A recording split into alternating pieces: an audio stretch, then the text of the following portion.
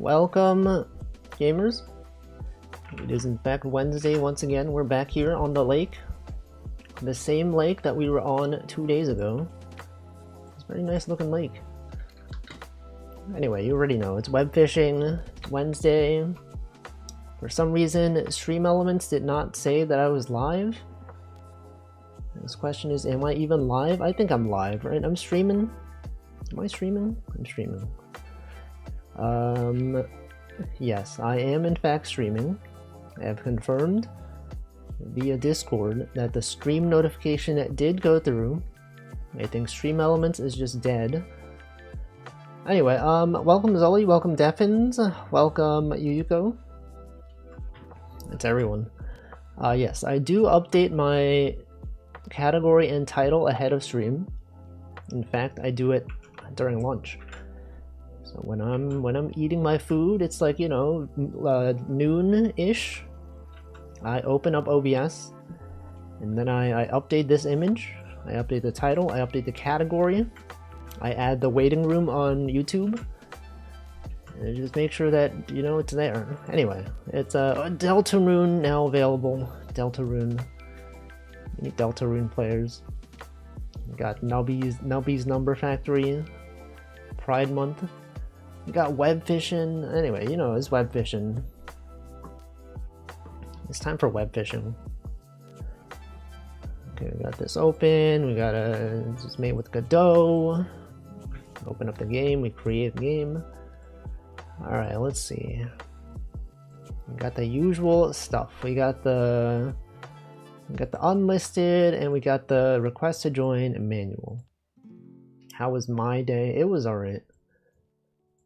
It felt kind of busy. I had like stuff to do at work. I was like looking into stuff. There's a very sudden new requirement. They're like, hey, we have this new thing. You want to look into it? It's like, I guess. And then I'd start looking into stuff. It was kind of like, you know, a spike. You know, people that are familiar with software is a spike, which is you investigate the work that would be required to implement something. And then in my mind, I was like, this doesn't sound that complicated. And then I kind of just like started implementing it. That's it. That's pretty much it. Anyway, that's the lobby code. If anyone wants to join, it's there. Welcome, Duck. We're back on the lake. I gotta find a new game to play. Every single time I play this game, I'm like, I gotta find a new game. We're just playing this game. No one even cares about this game. I actually started looking into like making multiplayer games in Godot. It doesn't seem that complicated. Like, I feel like if I had a game, if I had like, you know, graphics and ideas, I could possibly make a multiplayer online game.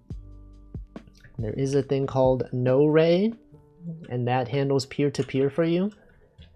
And someone has graciously hosted a server that allows you to find peers. Because, you know, the way that it works is everyone, this is going to be so boring for most people. No one's even here. We got NAT traversal, right? When your personal computer is usually behind a NAT gateway, which is your router.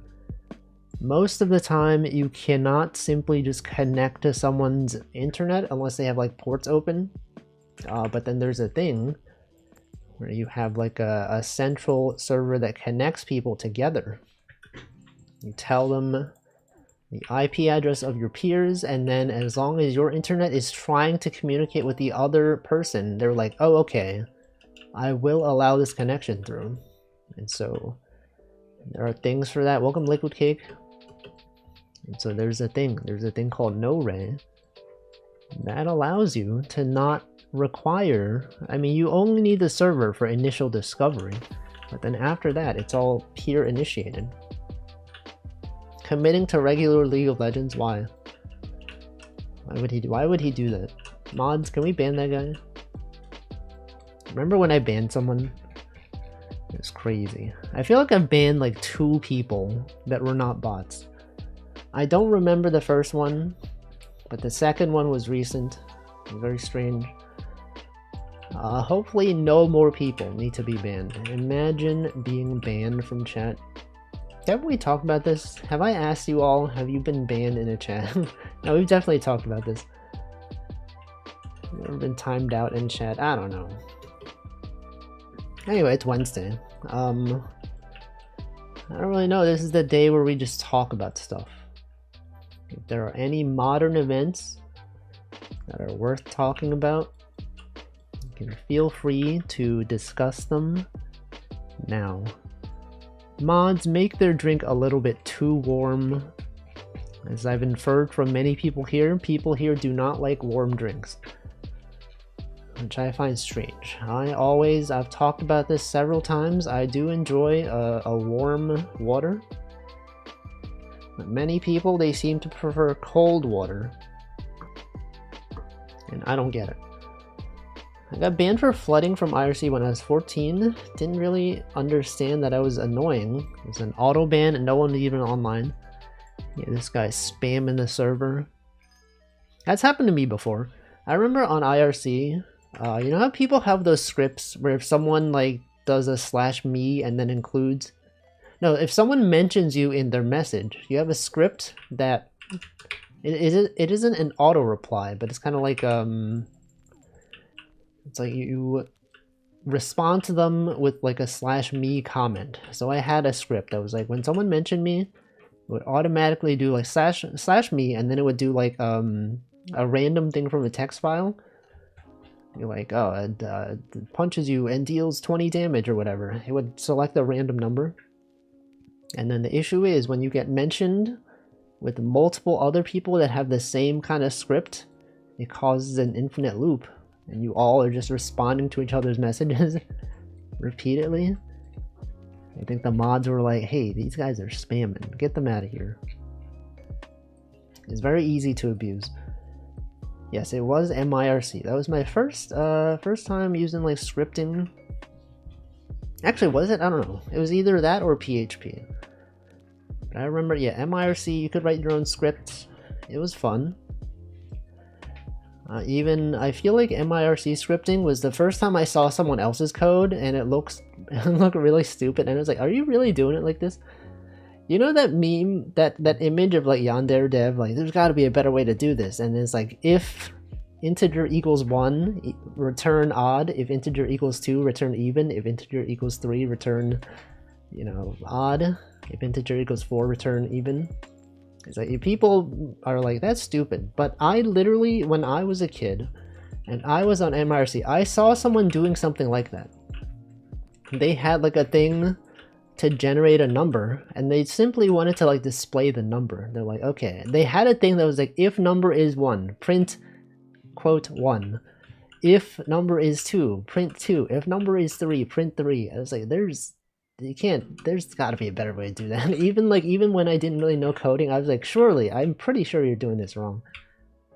And then I looked it up and I was like, yep, you can just put the integer in the string. You don't have to hard code the values yourself. That was, you know, that was good times. I remember that very well. I wonder what that person is doing today. Maybe they're a programmer. Tea is nice. My water usually just room temperature. It's true. It is true. Room temperature, you know, that's something. I prefer that over cold water in many times. I remember seeing someone's PHP chess game. Never seen so many ifs. Yeah. There's a lot of cases like that, you know, people just writing code just to get something done, and they don't necessarily know. I'm pretty sure I've had bad code like that. Like when I was a kid, I had my own webcomic, and you know, like when you have a webcomic, you got like the page that lists all the comics. I'm pretty sure every time I added a new comic, I would go in there, I would add a new condition to the if condition. It was like, if comic number equals 1, return, and then it was like the title of the comic. Else if number is 2, return whatever. Now looking back, I could have probably just used like a dictionary or like a hash map or whatever for that. I did not know those existed. I simply just checked every integer for every comic that I had, so it had to do a linear search through every number. But I mean, it worked. It was actually fine. And it wasn't that much work, right? Every single time I updated, all I have to do is copy the previous line, paste it below, increment the number, and then update the title, right? And that was fine. I did have like hundreds of comics though. But given the traffic to the website was probably not that much, it was not actually that big of an issue. So I think that's fine. As long as things work and, you know, people know how to maintain it, sometimes that's more important than being efficient. And that's why there's so much waste at companies. There's people abstracting things and people just don't understand. What am I saying? I'm just saying things now. What's the deal? Anyone playing Deltarune's whatever? What's up with Deltarune? Chapters 3 and 4. No spoilers. No spoilers today or ever. But if you played it, you can be like, oh, I played that. It was actually so cool. I liked the story. I enjoyed the thing that happened. But you cannot mention the thing that happened because people here might care. Will I play it? I don't think I will. I did play chapters 1 and 2. This was before I started streaming. And like, I feel like my enjoyment of games is different now. Like when I played the first one, chapter 1, I was like, oh, this is cool.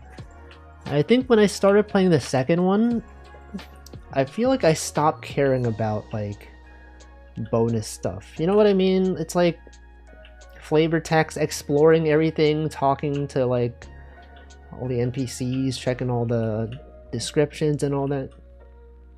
It's like when you see someone play like an RPG, you're like, you expect them to interact with every element. They're like, oh, there's like there's a trash can, you gotta check the trash can. There's like a bookshelf, you gotta check the bookshelf. There could be lore there. There's like a door over there, you gotta check the door. Oh, the door's locked. Oh, maybe there's a key. Let's look around for a key. When I played it, I was like, I know this is leading to like some bonus content, and I simply just like went the other way. It's like the thing is like when you play games and it's like, okay, there's two paths to go down. This path seems like the way you're supposed to go, so instead I'm gonna go the other way. Maybe there's like optional stuff here, and you find out that's the right way to go, and then you go back. But when I played, I was like, okay, this is the right way to go. This is bonus content. I'm just gonna skip the bonus content. I'm just gonna go straight to the place I'm supposed to go. I feel like, you know, for some people, that kind of stuff is not really fun to watch. You're like, oh, he freaking missed the thing. He went to the part, he didn't even see the giant toilet or whatever. Is that like a real thing? Probably. I think so. Defins hasn't even played Undertale. Undertale was cool though. I played that a long time ago. When you think about how long ago Undertale came out, what has it been, like 7 years? Undertale release date. It's been almost 10 years. Holy frick. I remember playing it when it came out. It turns 10 this year, exactly. Welcome the sound the grudge makes. Zoe said, if it's like that, I do get that you wouldn't want to play 3 and 4. I didn't play Undertale either. I mean, like, it is fun. Like, I do enjoy... Actually, I don't know. Do I enjoy it? I don't know if I enjoy it anymore. I think I've changed. I'm not really a lore kind of guy anymore. I've changed. I used to care about lore. I used to, like, you know, read the story. I feel like when I played Deltarune Chapter 2, I was kind of just like, I just want to see what happens at the end of the chapter. Like, I didn't care about, like, the middle part. I was just like, I just want to see, you know, the end. And when it got to the ending, I'm like, ah, man, I have to wait for part 3. I don't know. Some people care about the characters, you know. There's like, you know, you explore, you got your friends, you got like other stuff. There's like a boss. The boss has their own funny antics. There's adventures. I didn't care about any of that. I was like, just give me the continuity, you know, the continuous, the stuff that matters between chapters. Because, you know, they're chapter based, and there's like sometimes, you know, you talk to an NPC, they don't show up necessarily in the next chapter. They're like kind of self-contained a little bit. There are some characters that show up between chapters, but I was like, just show me the stuff that changes, you know, the stuff that carries over. And I feel like at that point I was not really enjoying the game the way it was meant to be. But that's fine. I might watch someone play it. I feel like that's usually how I enjoy games nowadays. Actually, I don't know, is that true? Do I even enjoy story-based games anymore? I don't know that I do. Like recently, ChocoJax has been playing The Coffin of Andy and Lele, or whatever. And like I tune in, and I'm like, I don't really like, I'm not keeping track of what happened between like the chapters. I'll just tune in and be like, oh, this thing's happening. I'm like in the moment. I'm like, oh, this is happening. But like if you ask me like a summary of like the entire like plot from beginning to where she is currently, I'd be like, I don't know. Welcome Royal ZK. Is this true? Chat, is this true? I watched Death Stranding. Yeah, but like I didn't retain any of the knowledge. Like if you ask me anything about Death Stranding lore, despite me having watched at least, I don't know, have I watched tens of hours of it? I don't know. Some number of hours of it. They're like, oh, what happens in Death Stranding? I'd be like, I don't know. There's like a guy who delivers stuff. I've watched like hours of Handflow play Red Dead Redemption. If you asked me to describe what happens in that game, I would have no idea. Despite having seen a lot of it. I don't know, there's a guy, he goes outside, he shoots people. I thought I didn't, but then I played Nier, and I realized I probably just didn't like the stories. Imagine caring about story. Any lore-focused gamers out there? Anyone playing Expedition 33? A lot of people said that was really good. I don't think that's the kind of game that I would play though. I watched a whole lot of ReFantazio and retained quite a bit. Have you though? Have you really? What's the best part about that game? I think I've also watched like several people play Catherine recently, and I cannot really recall what happens in that game. Like I remember like a few things, but like if you ask me the general overarching story, I'd be like, I don't know. Anything past what's like described in the synopsis, I'd be like, I don't know. Not the synopsis, what did they call it? The thing that's available for people that have not played the game. Welcome, Nutritious. Elf Ears, I didn't watch a complete playthrough, closer to 60% of one I watched, I see. That's a lot of hours though, right? Those games do tend to be very long. That's why also, I don't imagine I would ever get into like Baldur's Gate or other games like that. But you know, people enjoy them.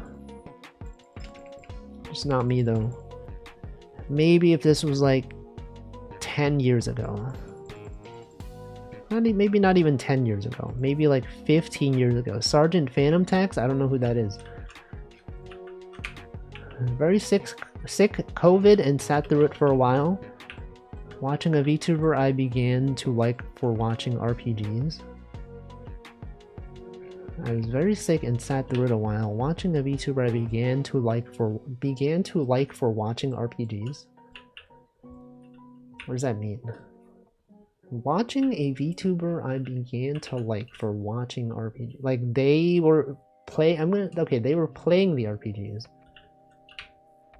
The way that is described makes me think that they were watching RPGs and you were watching them watch RPGs. But that is probably not what you meant.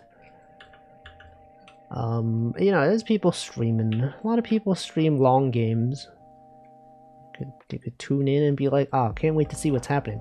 But I feel like the issue with those kind of games is like, if you miss like one stream, you're like so lost, right? there's like a story and you're like, oh shoot, I missed one stream, I guess I either need to watch the VOD or like ask them what happened and then have to like spend time recapping. They were playing RPGs and I followed them before. I only started watching them lots after ReFantazio. They play a lot of RPGs and I enjoy watching them. I see, okay. I mean, yeah, that also happens sometimes. Like, sometimes I'll follow someone, and then, like, I don't actually watch their streams. But then, like, if they're streaming a game that I enjoy, I'm like, oh, okay, I'll tune into this. Haven't seen a full playthrough since for the reason you mentioned. Yeah, because, like, if you miss one thing, you're so lost. But yeah, there's been like, streamers. I think, the first time I saw Alice stream, she was playing Dark Souls 2 from the beginning, and I was like, yo, I played Dark Souls 2. But I had been aware of her before. Like, I'd seen her in my recommendeds before. I feel like every time I clicked in, I'm just like, I don't know. I never actually followed and stuck around. But then when they start playing a game that I know, I'm like, oh shoot, I'm going to tune in to like multiple streams in a row. And then after that, you're like, okay, I will continue watching this streamer even after they're done playing the game that I initially followed for. Stuff like that. I feel like it's pretty rare for me nowadays though. I find the same streamers every few days. Just watch the same people. I call that being a casual. Watching streams casually. You're like, oh, I started watching this guy for webfishing. And he's moved on to some other game. Started watching this guy for game development, and he's been playing web fishing instead. That's crazy. I watch streams casually as well. I zone out half the time. Yes, that is me with most streams. It's like usually when I'm watching like a Hamflow stream or a ChocoJack stream, usually I'm just like doing other stuff in the background, right? Sometimes I'm like watching a YouTube video. Sometimes I'm like programming. Sometimes I'm like Godot game developing. And I don't recall everything that happens. Occasionally I'll hear something and I'll be like, oh, they're talking about this thing. I have something to say about this. And then I tab back in and then I post a comment and then they read my comment and then I just go do something else. You know, we're VR fishing. VR fishing is too much effort. It's like a lot of setup. You gotta like update drivers. You gotta like make sure everything's charged. It's too much. If only they had like a non-VR version of it. But actually, would I play it if it was non-VR? I don't know if I would. I just don't know. Simply lack information thereof. But anyway, I don't know. What else is even worth talking about? Welcome, Slime Molder. What's even going on? I learned recently, like 2 days ago, from ChocoJack's stream, that I think I've been brushing my teeth wrong my entire life. Not that I was brushing the teeth wrong, but you know that apparently you're not supposed to rinse your mouth after brushing your teeth. You're supposed to like, you can spit the toothpaste out, but you're not supposed to like rinse after that with water. Do you all know that? I did not know that. I was like, and then I looked it up and it's like, oh, it is true. I guess you're not supposed to do that. Welcome, Tag Barrel. Welcome, Fullbox. Learned that the other day at the dentist and it choked me. Right? I was like, what the frick? I've been doing this my entire life. You're telling me that I didn't know this until now? Because like, apparently if you rinse your teeth after brushing, it gets rid of all the fluoride or whatever. Welcome, Hey Biscuit.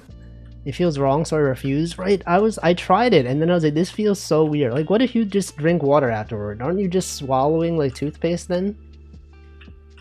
It's strange. And they're like, why didn't they teach us this? Or maybe they did teach us and they just didn't tell us. They weren't specific enough.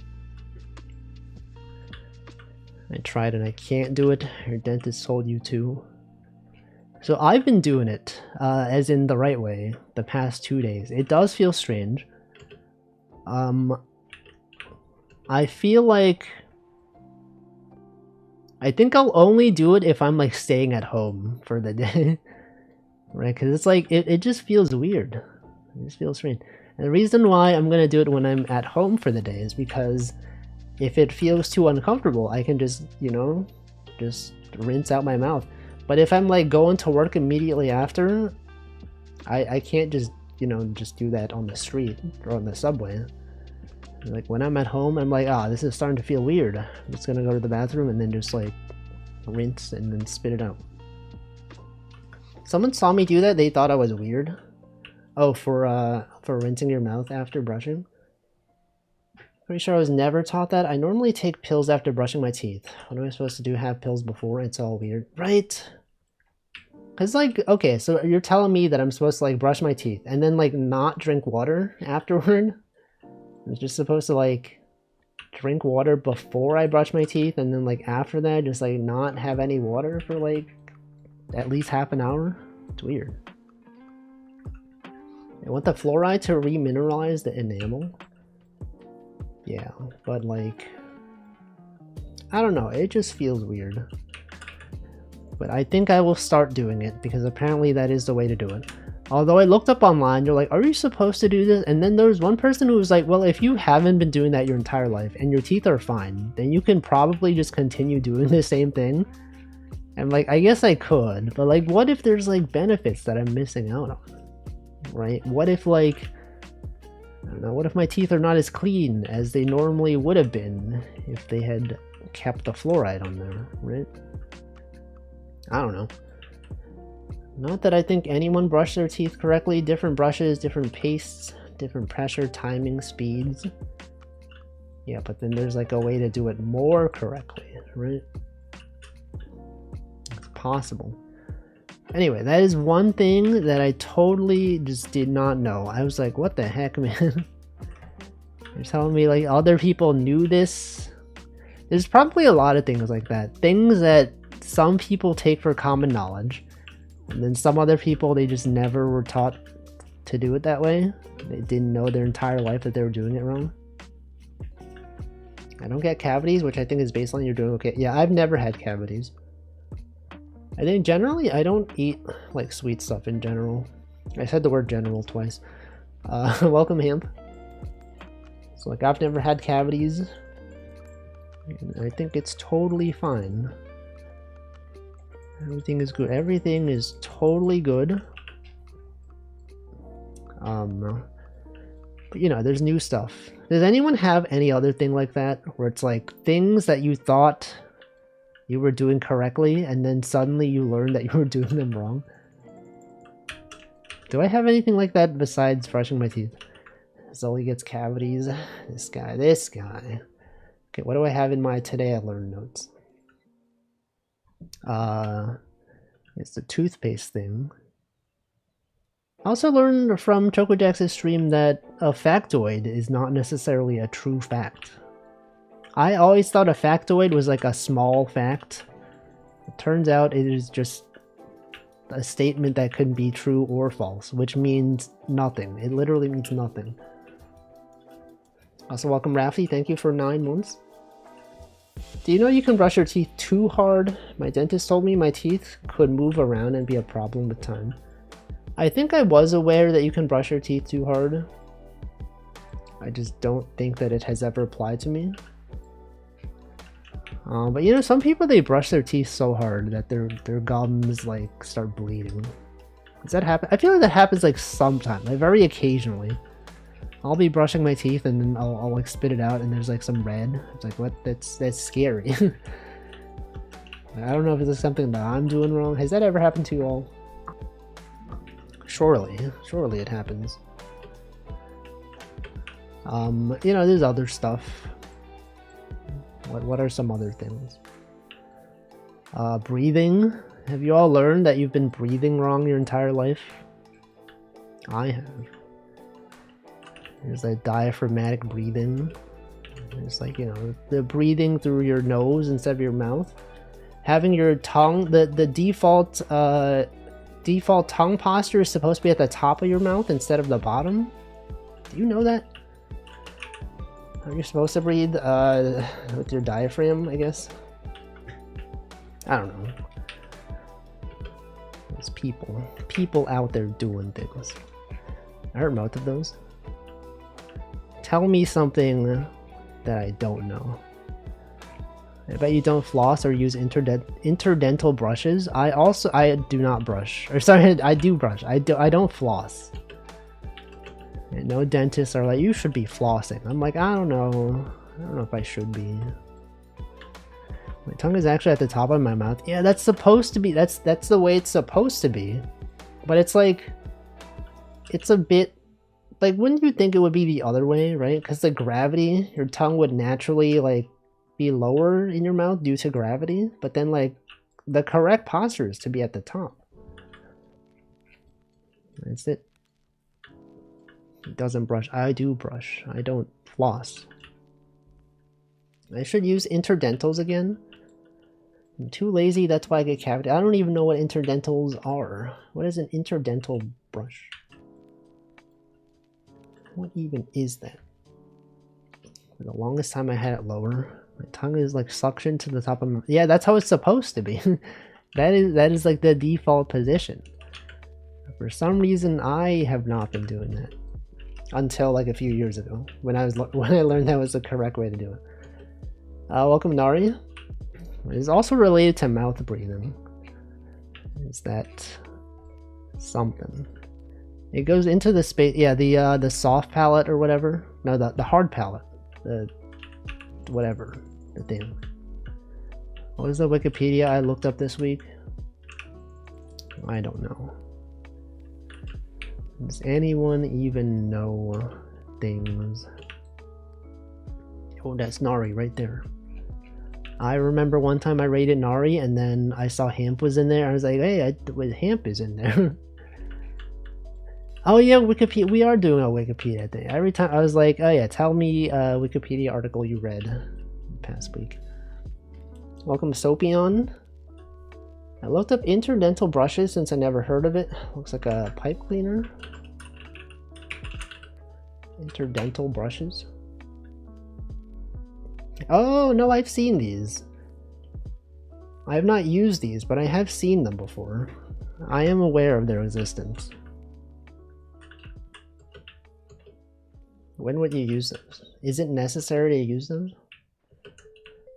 Does anyone even know? Also, we're getting a lot of first-time chatters today. Why is that? What is the deal? It's for when you have stupid small gaps between your teeth and even floss struggles with. Necessary if your body is silly. Well, I would simply just not be silly. We considered just doing things the correct way somehow. Okay, tag barrel. Welcome to the lobby. Anyway, those are things that happened. Did you know Nekbet and Wadjet were the patron deities of Upper and Lower Egypt, respectively? No, I did not know that. But I did know about Medjet. Medjet is the ghost-looking guy. Is also in Fate Go, I think. The tip is you can dip the floss in mouthwash first. I see. Well, I don't floss, so I don't know. Must advise to use them. They are much better than flossing. It's recommended to use these brushed once a day. It feels like such effort, though. Do you like use them and then how do you clean them then? Surely it's not you use them once and then you throw them away, right? Welcome, Pork Foo. What about floss? Something about Oral-B changing the recipe and becoming unusable? I don't know. I have not heard about that. Used it a couple times. Let's see. My dentist keeps calling me out for not flossing. Do it for your gums. I feel like most people don't floss, right? Every time I hear people talk about it, they're like, oh yeah, my dentist keeps telling me to do it. And I don't do it, and they keep telling me to do it. But you know, that's how it goes. When your doctor or dentist tells you to do something and you don't do it and they ask you about it, then you feel guilty and you're like, I know you told me to, but like, I don't know, I just didn't feel like doing it. Got a thing of floss picks, 75 for $3. They're much better than regular flossing. I see.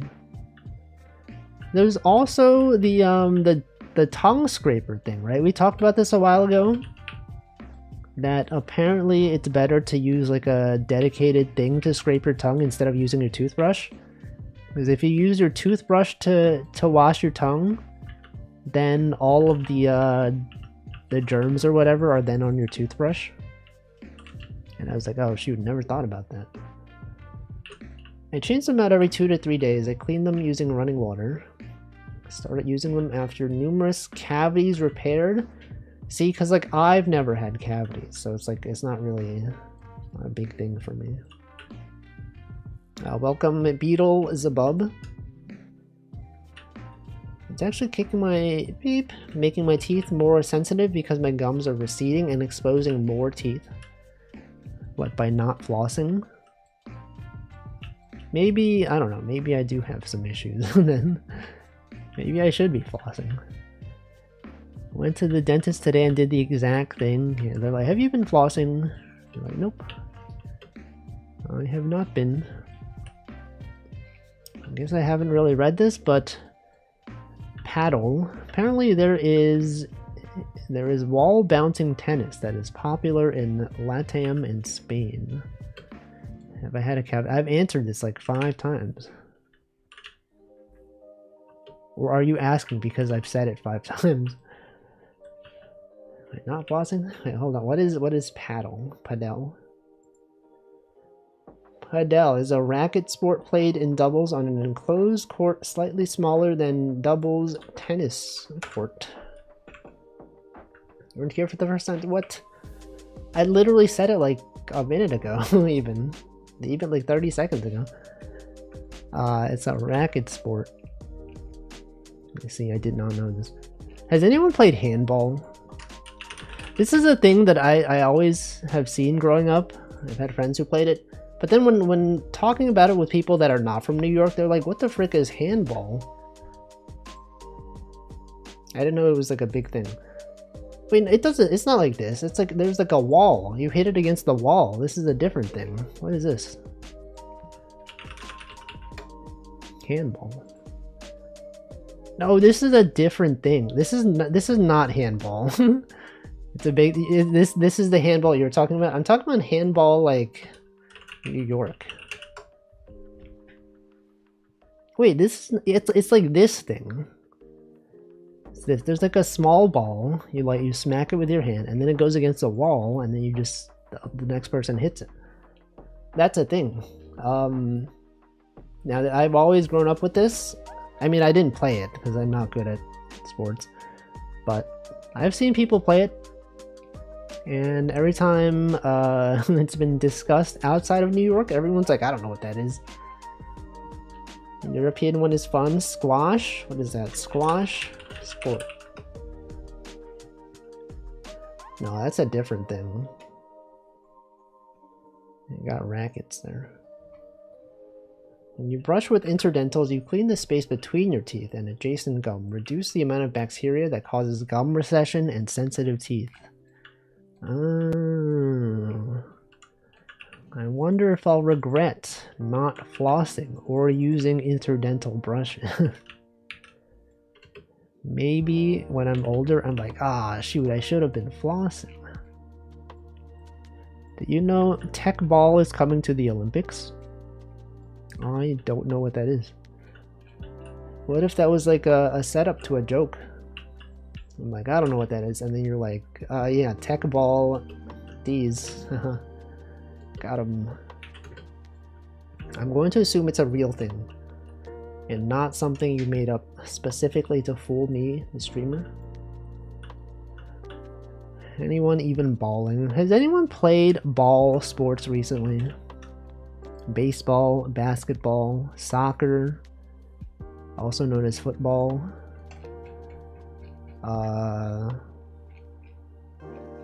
Other volleyball, did I say volleyball? Handball. Baseball, did I say baseball? I don't know. It's a real tequila highball. Okay, I'm gonna look it up. It's a real tech ball. What's that? It's a curved table. It involves... I've never seen this. Oh, it's like soccer, but like... It's like table tennis if it was soccer, I guess. If you kick the ball. Interesting. It sounds Chinese because tech sounds like kick. Tech. New tech. My cousin's family really likes tennis. They went as far as to hop to Spain to a tennis resort to get coaching. Dang. They went all the way to Spain for coaching. Is Spain known for having good tennis coaches? Gum recession can eventually lead to tooth loss. And here I shall end my professional advice. Maybe I should consider using interdent. I'm gonna put this in my notes. Streaming. Interdental brushes and flossing. Welcome, Stanley. You visited us before going to Spain? Yeah, but like... They went to Spain. They didn't go specifically for tennis coaching, right? They just happened to be in Spain, and then they were like, oh, while we're here, we might as well get some coaching. Anyway. Sports. They did book beforehand? Okay. But I mean, did they go there specifically because of it? Or they just happened to have wanted to be in Spain? Anyway. Okay, I've answered 2 questions. I asked 2 questions. 2 questions that have conflicting answers. Welcome, Hamplo. We are going to Europe. What can we do? Anyone in Europe right now? Anyone going to Europe? We have many European viewers. A lot of European viewers. Based on the time zone that I stream, there are many of them. I've never been to Europe. I don't know if I'll ever go to Europe. Do you think you'll ever go to Europe? People that have never been to Europe. What if I do? What if one day I'm like, I'm gonna go to Europe? I feel like you might. But why? Why would I go to Europe? Europe was nice. Which part though? Because Europe is pretty big. Well, okay, it's pretty small compared to the US, but it's got many different countries. You probably have enough money saved up. You could just go, I might as well. Yeah, but like, why would I go though? You could say that about any country, right? You're like, oh, like I have money. I might as well go to like, you know, Vietnam. I might as well go to like Russia. I might as well, okay, Russia, there might be like some sanctions. I don't know. You're like, oh, I might as well go to like Brazil, right? I don't know.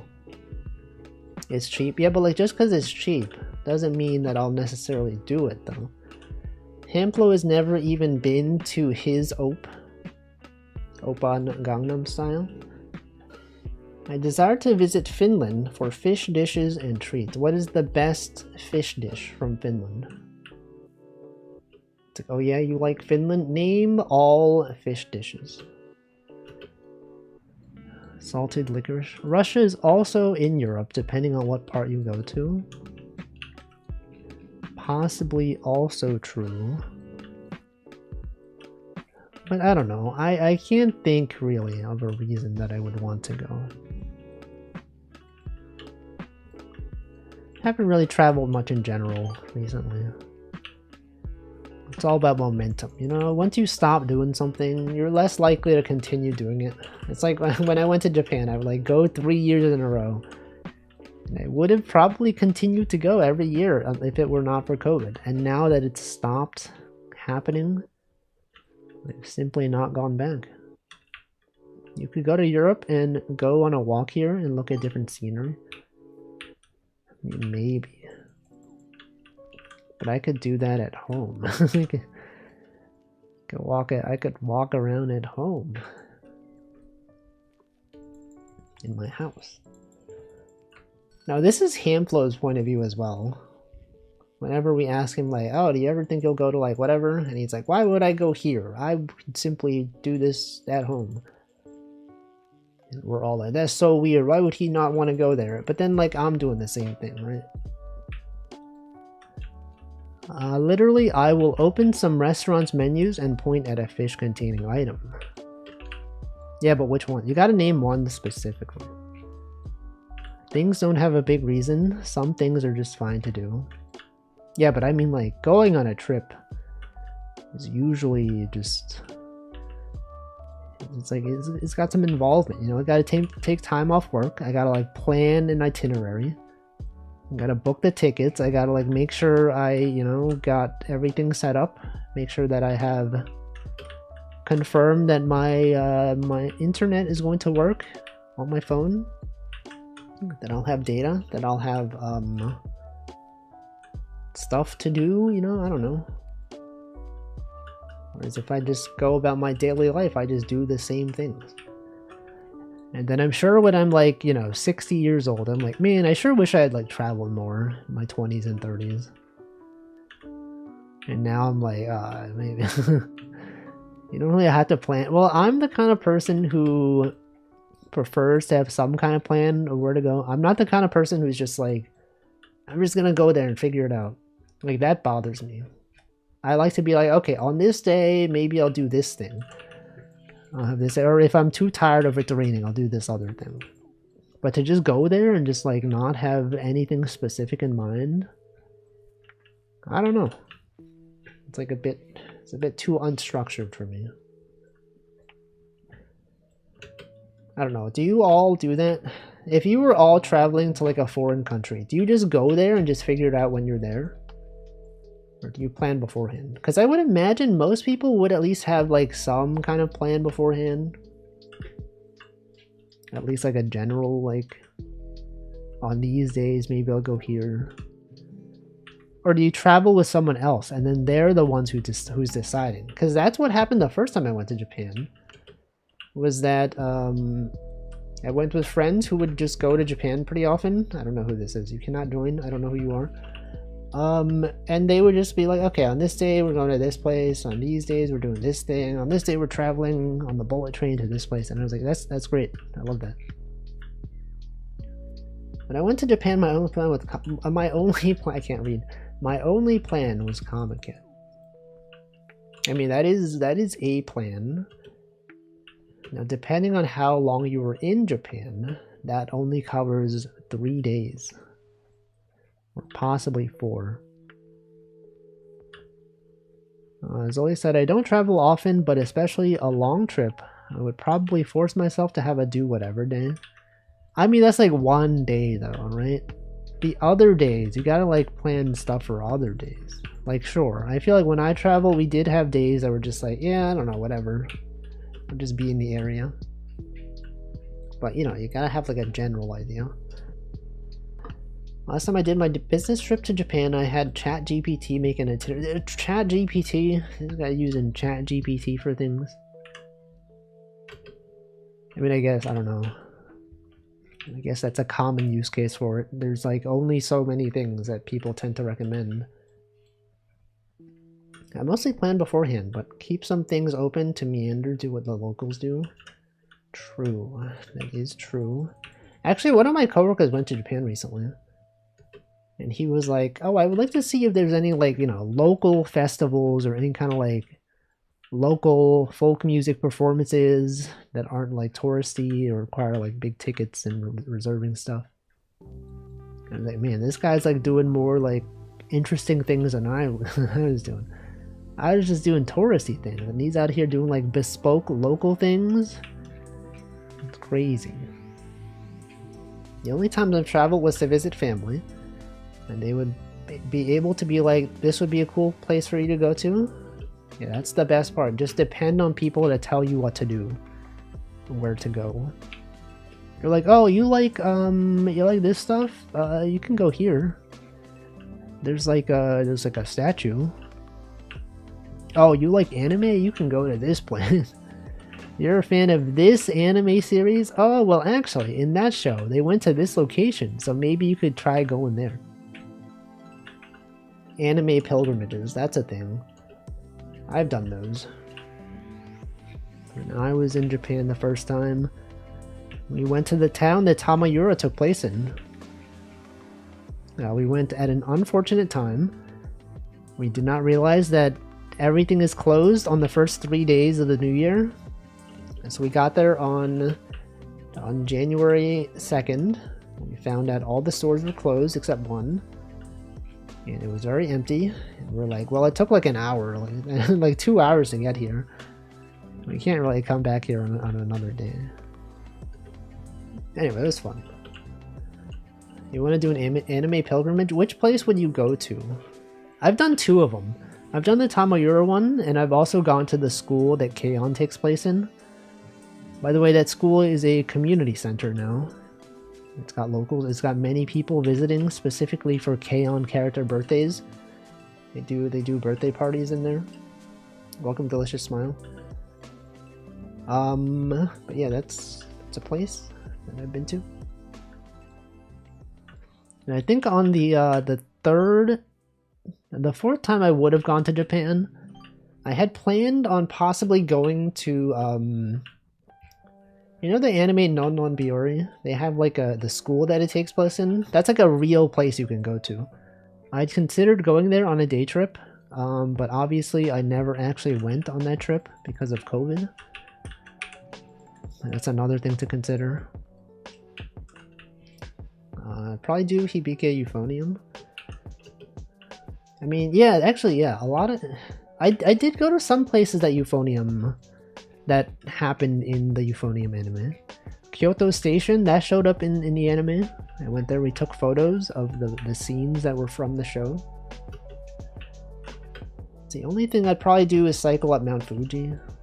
It feels like a lot of effort. Have you ever climbed a mountain? I guess you're not climbing the mountain. You're like walking. You're like cycling up the mountain. Oh, you could do a Eurocamp pilgrimage. Just go to the area surrounding Mount Fuji and be like, yo, they did this here. Yeah, Eurocamp. I have a K-On! Loving friend that went multiple times now to the birthday thingies.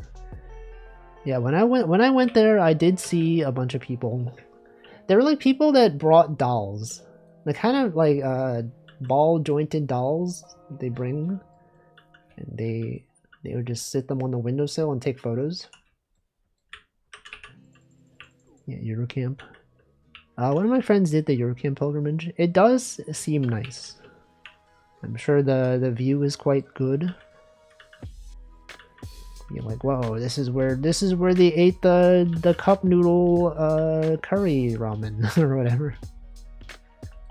Whoa, this is where Rin had her bike and cooked something. If you wrote it out, would you have enough things to plan a whole JP trip? If I wrote it out, what do you mean?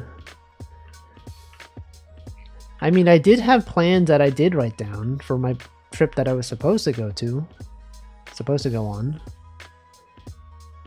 I've not looked at that list, but I presumably would have had things to do. Taking a sleeper train's on my list along the countryside anywhere. Yes, I do see videos of those on YouTube sometimes. Just people being like, here's a sleeper train in Japan. Is the list in Logseek? No, this was before I started taking notes in Logseek. It's probably a Google Doc. Anyway, I'm gonna drink water. It is 6 p.m. Time for hydration.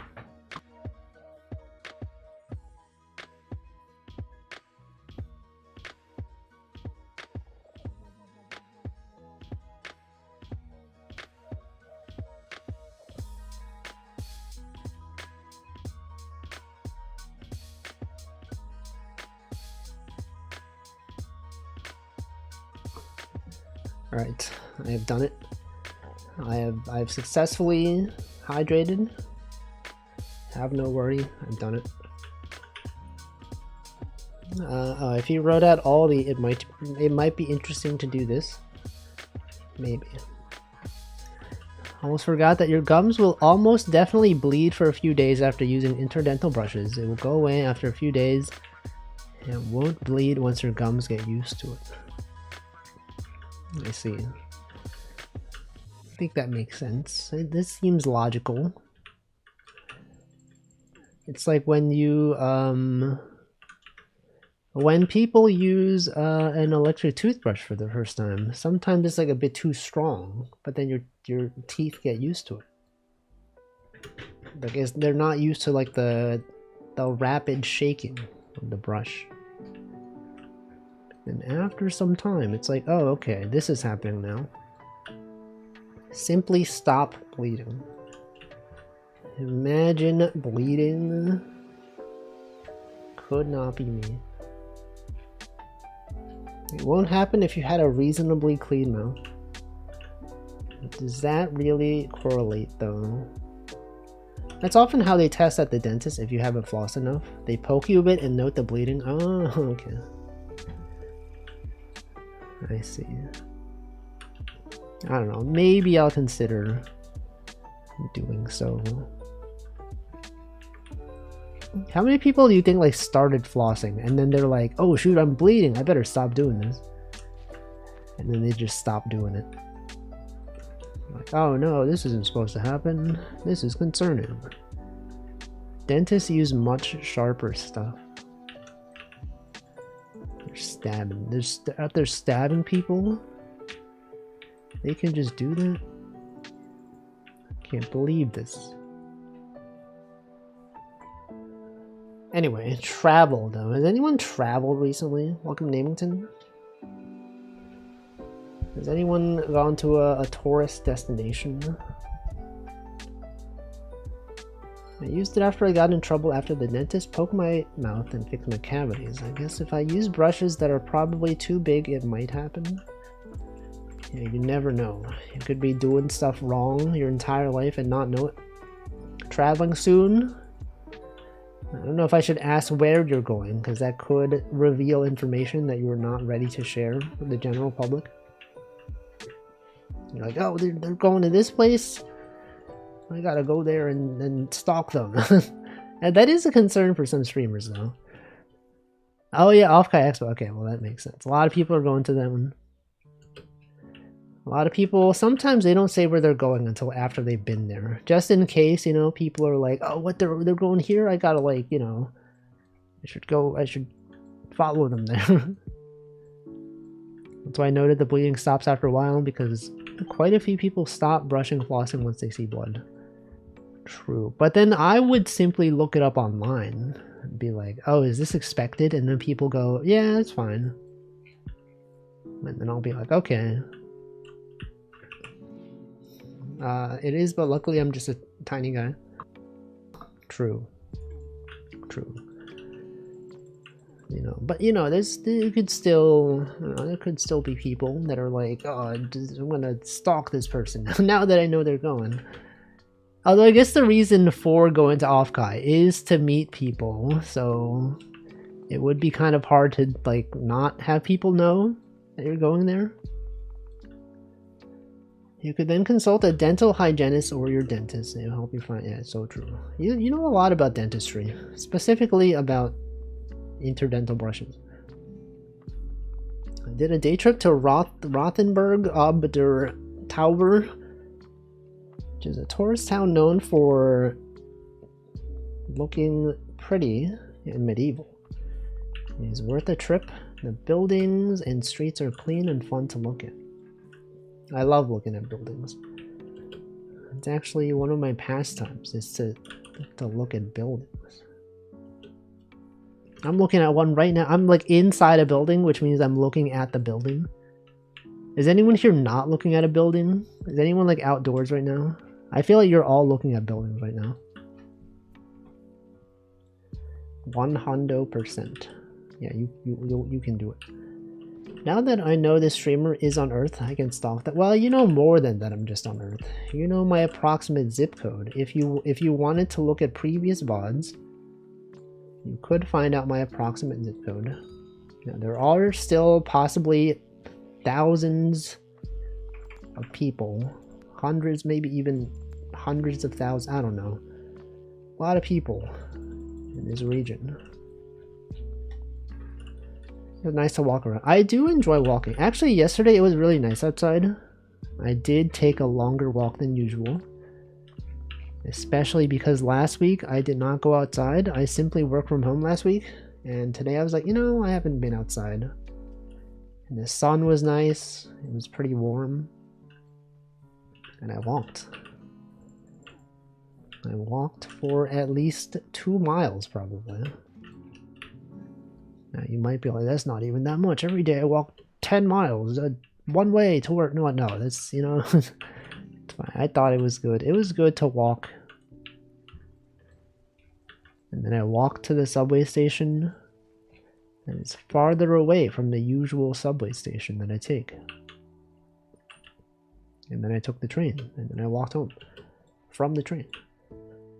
Outdoors is where the buildings are. No, buildings are also indoors. Sometimes. Anyway, bleeding. Anyone want to talk about bleeding? What's the deal with bleeding? Isn't it strange that blood is a thing? We just have like this liquid that's in our body, like moving around constantly. We have like a heart that's like pumping the blood. There's like tubes that the blood is going through. And so you could see some of it through your like skin sometimes. Like, God, that's crazy. What's the deal? That we all just have blood. This is a very fellow humans question. It's true. I mean, it's not even just humans. It's like animals. Animals have this as well. I mean, humans are animals, but I mean like non-human animals. They also have blood. And that is what unites us as creatures. Having blood, yep. You're like, if you have those like icebreaker questions where it's like, find something you have in common with the person next to you. You're like, do you have blood? And they're like, yep. All right, let's go. We got blood, fellow blood havers. You're like, you ask them, do you have blood? And they're like, no. Then you should be concerned. You're like, what the frick? This fellow does not have blood. I can't believe this. Wait until he discovers that we have white blood cells in our body even though blood is red. I knew that. It was from cells at work. It was from Osmosis Jones. Remember Osmosis Jones? Fellow animal life forms. You have blood. Fellow blood haver. Who's this? Join request from an unknown user. I cannot allow it. I don't even know who that is. What if I made a multiplayer game right now? If I simply stopped playing web fishing, just made a game. Media actually teaching the masses. What are they teaching them? What are people even being taught nowadays in society? Yo, mods ban this join requester. No. Mods. Is anyone here a mod in like another chat? And I don't mean your own chat as a streamer.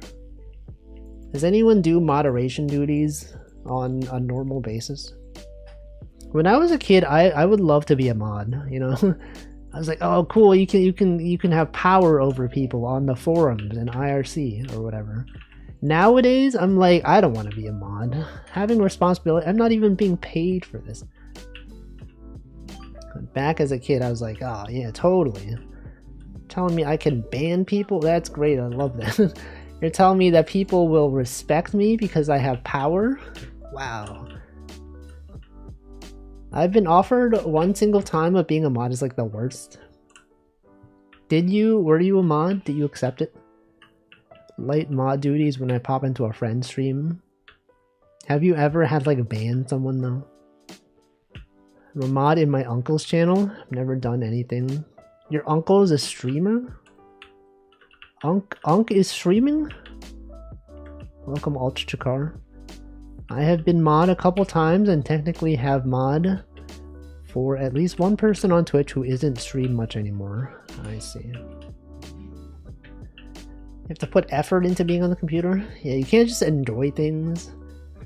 You're like, oh man, now there's like a spammer. I have to like, you know, since I'm a mod, it'd be weird if I didn't ban them. The bots, true. That's a common thing that occurs sometimes. This guy's a Discord mod? Bro. Have you banned someone on Discord? I think I would like to be offered a mod position, but would say no. Yeah, to be offered one. What's happened? I mean, I was a mod in Pomu Rainpuff's chat. Remember that? I didn't like it. I thought it was weird. Like, too much attention is on you. Like, when you chat, there's like a little, like, your name is like shiny. People are like, oh, the mod is here. Oh, we got a mod. Oh, hey, Wolfie. Hi, Wolfie. Hey, it's Wolfie. Like, I don't want that. I prefer just... What, really? Yes. It did happen. It was because I did art. Because I did her emotes. I drew her emotes. But I didn't ask for it. And then I feel like she sensed that I was... I feel like I chatted less when I had the mod status.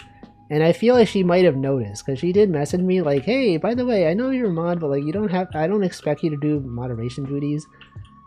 If you want me to remove it, you know, feel free to let me know. And I was like, no, that's fine. But I do feel like it caused me to chat less.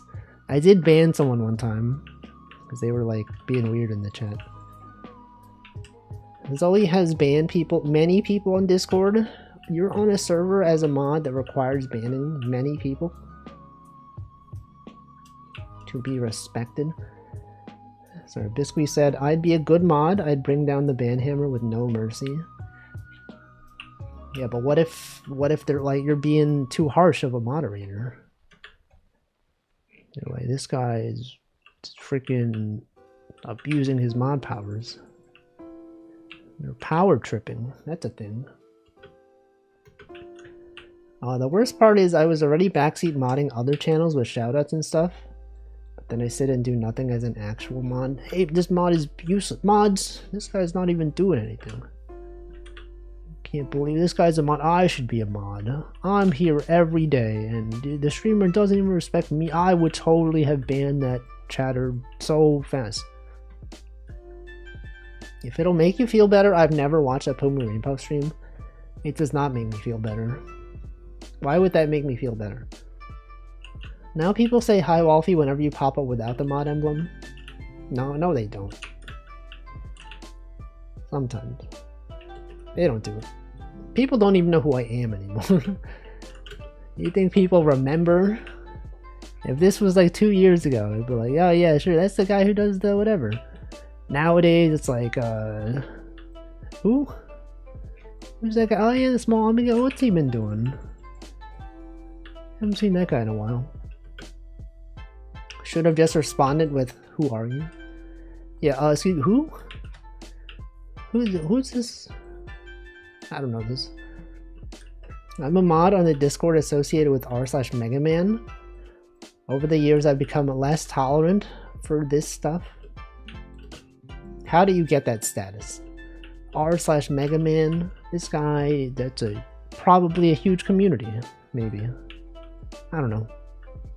Because I never saw you with a mod badge. Yeah, I'm not really a moderator in any chats currently. And I think that's cool, to not be a moderator. People remember the art. True, true. It's nice to post a Wolf's eat and people instantly know it's a wall. Do they? Do people say it? Are people like, whoa, what the? That guy streams? I'll follow him, and then never actually show up. Is that what happens? Are they recognizing? You're like, oh, yo, that guy. Creator of the hit indie game Celeste. Not that, yeah, the real Celeste. Celeste Debug. I remember seeing a clip of your reaction response to Amelia Watson leaving Homeland. Yes. The person who made that clip was actually in chat for like 1 to 2 streams, and then he never came back. That was cool. That's how it goes. That's how it goes. It's currently at 7k members. Used to be way less. Is Mega Man even popular anymore? Has there been a recent Mega Man game? Anyway, I think that as I've gotten older, I have less desire to have power or even to be known, because I think I've achieved it, and I found out that I don't like it. Also, Tag Barrel, this is a very good oddish, thank you. Battle Network Legacy Collection was the last thing released. Yeah, but that was just old games though. It was simply old games. You know, people do enjoy having power. Especially on Discord. People like having shiny things next to their name. I remember a long time ago, I was on this MapleStory forum. It was called Sleepywood, I think. And I don't know why I said I think. It definitely was called Sleepywood. And they had like these roles where some people could have like shiny colored names. You could either be a moderator and get those name colors, or you could like participate in community events. You could like, you know, you could win like a raffle, you could like do other stuff. You could obtain points, and then you could redeem those points for like a colored name. And at the time, I cared so much. I was like, yo, I'm gonna participate in all the community events just to have my name be bold. Nowadays, I'm like, I don't care about that stuff. Imagine caring about distinguishing yourself from the community? That's not me. That clip had tons of people in the comments saying, whoa, I didn't know Wolfie streamed. I'll start watching now. I don't think people started coming in. That's how it goes. Maybe they followed and then they just never showed up. That's usually how it goes. They're like, oh shoot, this person, I'll follow them. And then, see, that's the issue though with like basing your, like the, what am I saying? That is the issue with having most people know you through watching someone else. Is that if you're not doing something related to that someone else, or if you're streaming at the same time as that someone else, they will never prioritize you. Or even possibly even show up. You're like, oh, this guy's not talking about, you know, Amelia Watson? I'm not gonna be there. Because I only care as long as he's talking about something that I know. Although that is common though. It's like for games as well. Like if people know you for playing a game and then you're not playing that game, they're less likely to tune in. Welcome, Props on Jack. It's like a lot of people have issues with that with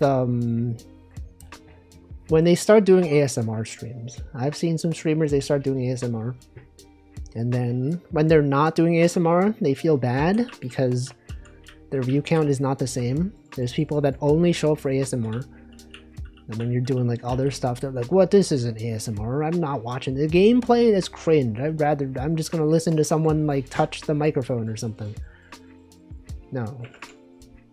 Anyway, that stuff like that happens. Let's see, as for how you get it, I don't know, to be part of the first set of users who are like, you know what, they're recruiting mods, I already mod somewhere else. That is true. Imagine applying to be a mod. My prior Wolf streams, I'm gonna call you out, Hamp. There was that one time when I was raiding Nari, and then I was like, oh look, Hamp is in here. I assumed that you were there because I said I was going to raid her, and then I was like, oh wait, no, actually, he's just there. He's just been chatting with her. Okay, but that's fine. I don't mind. I accidentally got kind of an awesome face, but what's the context of this? Oh, the usage of Wolf's Eat emote. I see. They could all be lurking, yeah, so true. They could simply be following. and never left a message. Also, thank you, Zero, for the 39 months. Sorry, that's not 39 months. 13 months. I read the number in your name and assumed it was the months.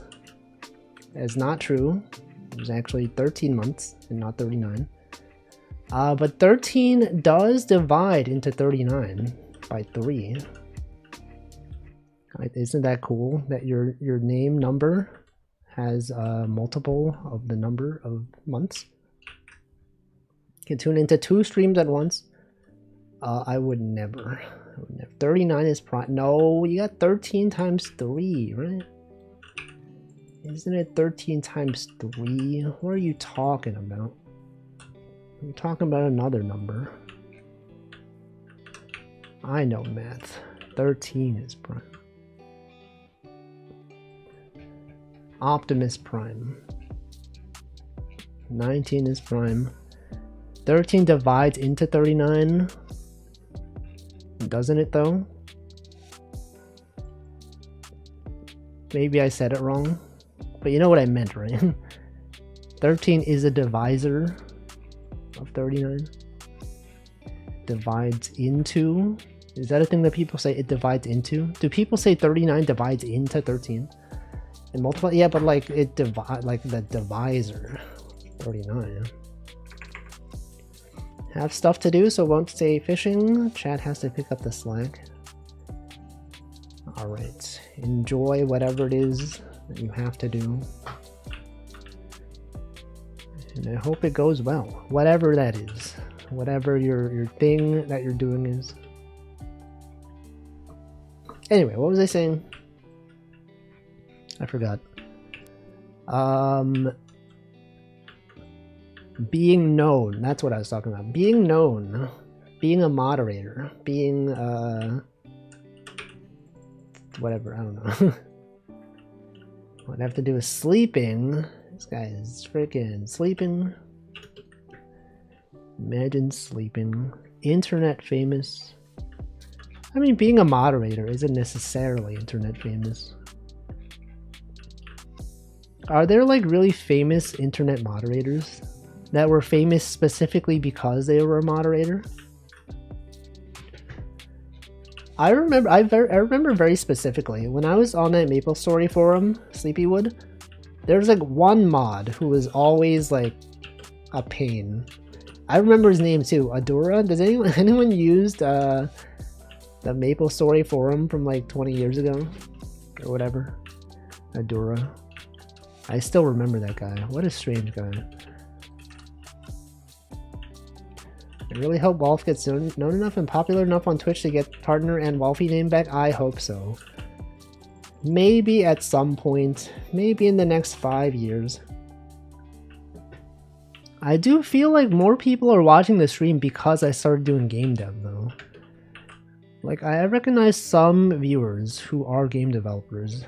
And they show up sometimes even not when I'm doing game dev. The number, and surely once I release my game, everyone's gonna be like, whoa, what this guy streams? I gotta watch this streams. And then they're like, whoa, this is the developer of that game, that platformer where you climb and jump and glide. Whoa, and he whatever. Welcome Last Abaka, game dev streams. Yeah, but this isn't one. Like, this guy's not game development? Oh man, dude. He's playing web fishing? Get out of here. Your streams are actually generally interesting from game dev standpoint. You play many games. That's what I would assume as well, right? Because like I do play a lot of games on Variety Saturday. And I do feel like people that develop those games or people that are interested in making games could possibly discover games to get inspiration from. But then, you know, there are people that just, you know, they only want to see the making of the game. They don't actually want to see games be played, they just want to see games be made. Wolf now has to push advertising, getting every YouTuber to do a sponsored segment. No. Imagine sponsoring people to play your free game. A free game that has no monetization? No. But I mean, I think I will, you know, I'll put my Twitch channel in the credits of the game. And then when people finish the game, and then they see that I've thanked my Twitch chat, they're like, whoa, this game was so cool. I would love to see how he makes the game. And then they tune in and I'm like making a game and they're like, I want to be in the credits for this one. I saw you thank various Twitch chatters. I'm going to be an active member of the community just to get credited. Plug Twitch, plug line stickers. I don't really care about line stickers. Do you think roguelikes are the current wave for game devs to get popular? I mean, I feel like it is kind of... okay, I was going to say like easy to make roguelikes, but I don't think that's true. But I do think it's easier than making bespoke levels. You know, having random generation sometimes just means less time spent on like specific level design. I don't know if that's like the recent trend, but there are a lot of games copying Balatro though. And it does tend to happen. A lot of deck building roguelikes, a lot of Balatro likes. Sometimes when people play Minecraft or FPS, it's hard for me to watch even if I really like the streamer. It's easier to just watch a yapping to a background, but when Minecraft is there, something makes it hard. I don't know. I feel like I'm fine with watching Minecraft streams. Because sometimes streamers play games that I don't actually care about. It's actually a lot. I feel like actually that's like almost all the time. Very rarely am I like watching a streamer because they're playing something. It's like if they're playing stuff, I'm like, whatever, I'll watch this. The only exception is ASMR. If they're doing ASMR, I'm not watching that. I don't care how much I enjoy the streamer, I'm not watching their ASMR. I feel like roguelikes are a bit past their prime. Maybe that's also just me admitting they aren't for me. Yeah, I mean, it's not for everyone. Deck building roguelikes now being associated with Balatro instead of Slay the Spire is crazy. Do people associate deck building roguelikes with Balatro though? Is that true? I'm 100% less interested to watch a streamer if I don't care for a game, even if I usually watch them for yapping. I don't know. Maybe it depends on the game. I do. You associate it with that. Because, like, okay, there's like streamers that I watch, and they'll play something that I don't really care about. Like, constantly.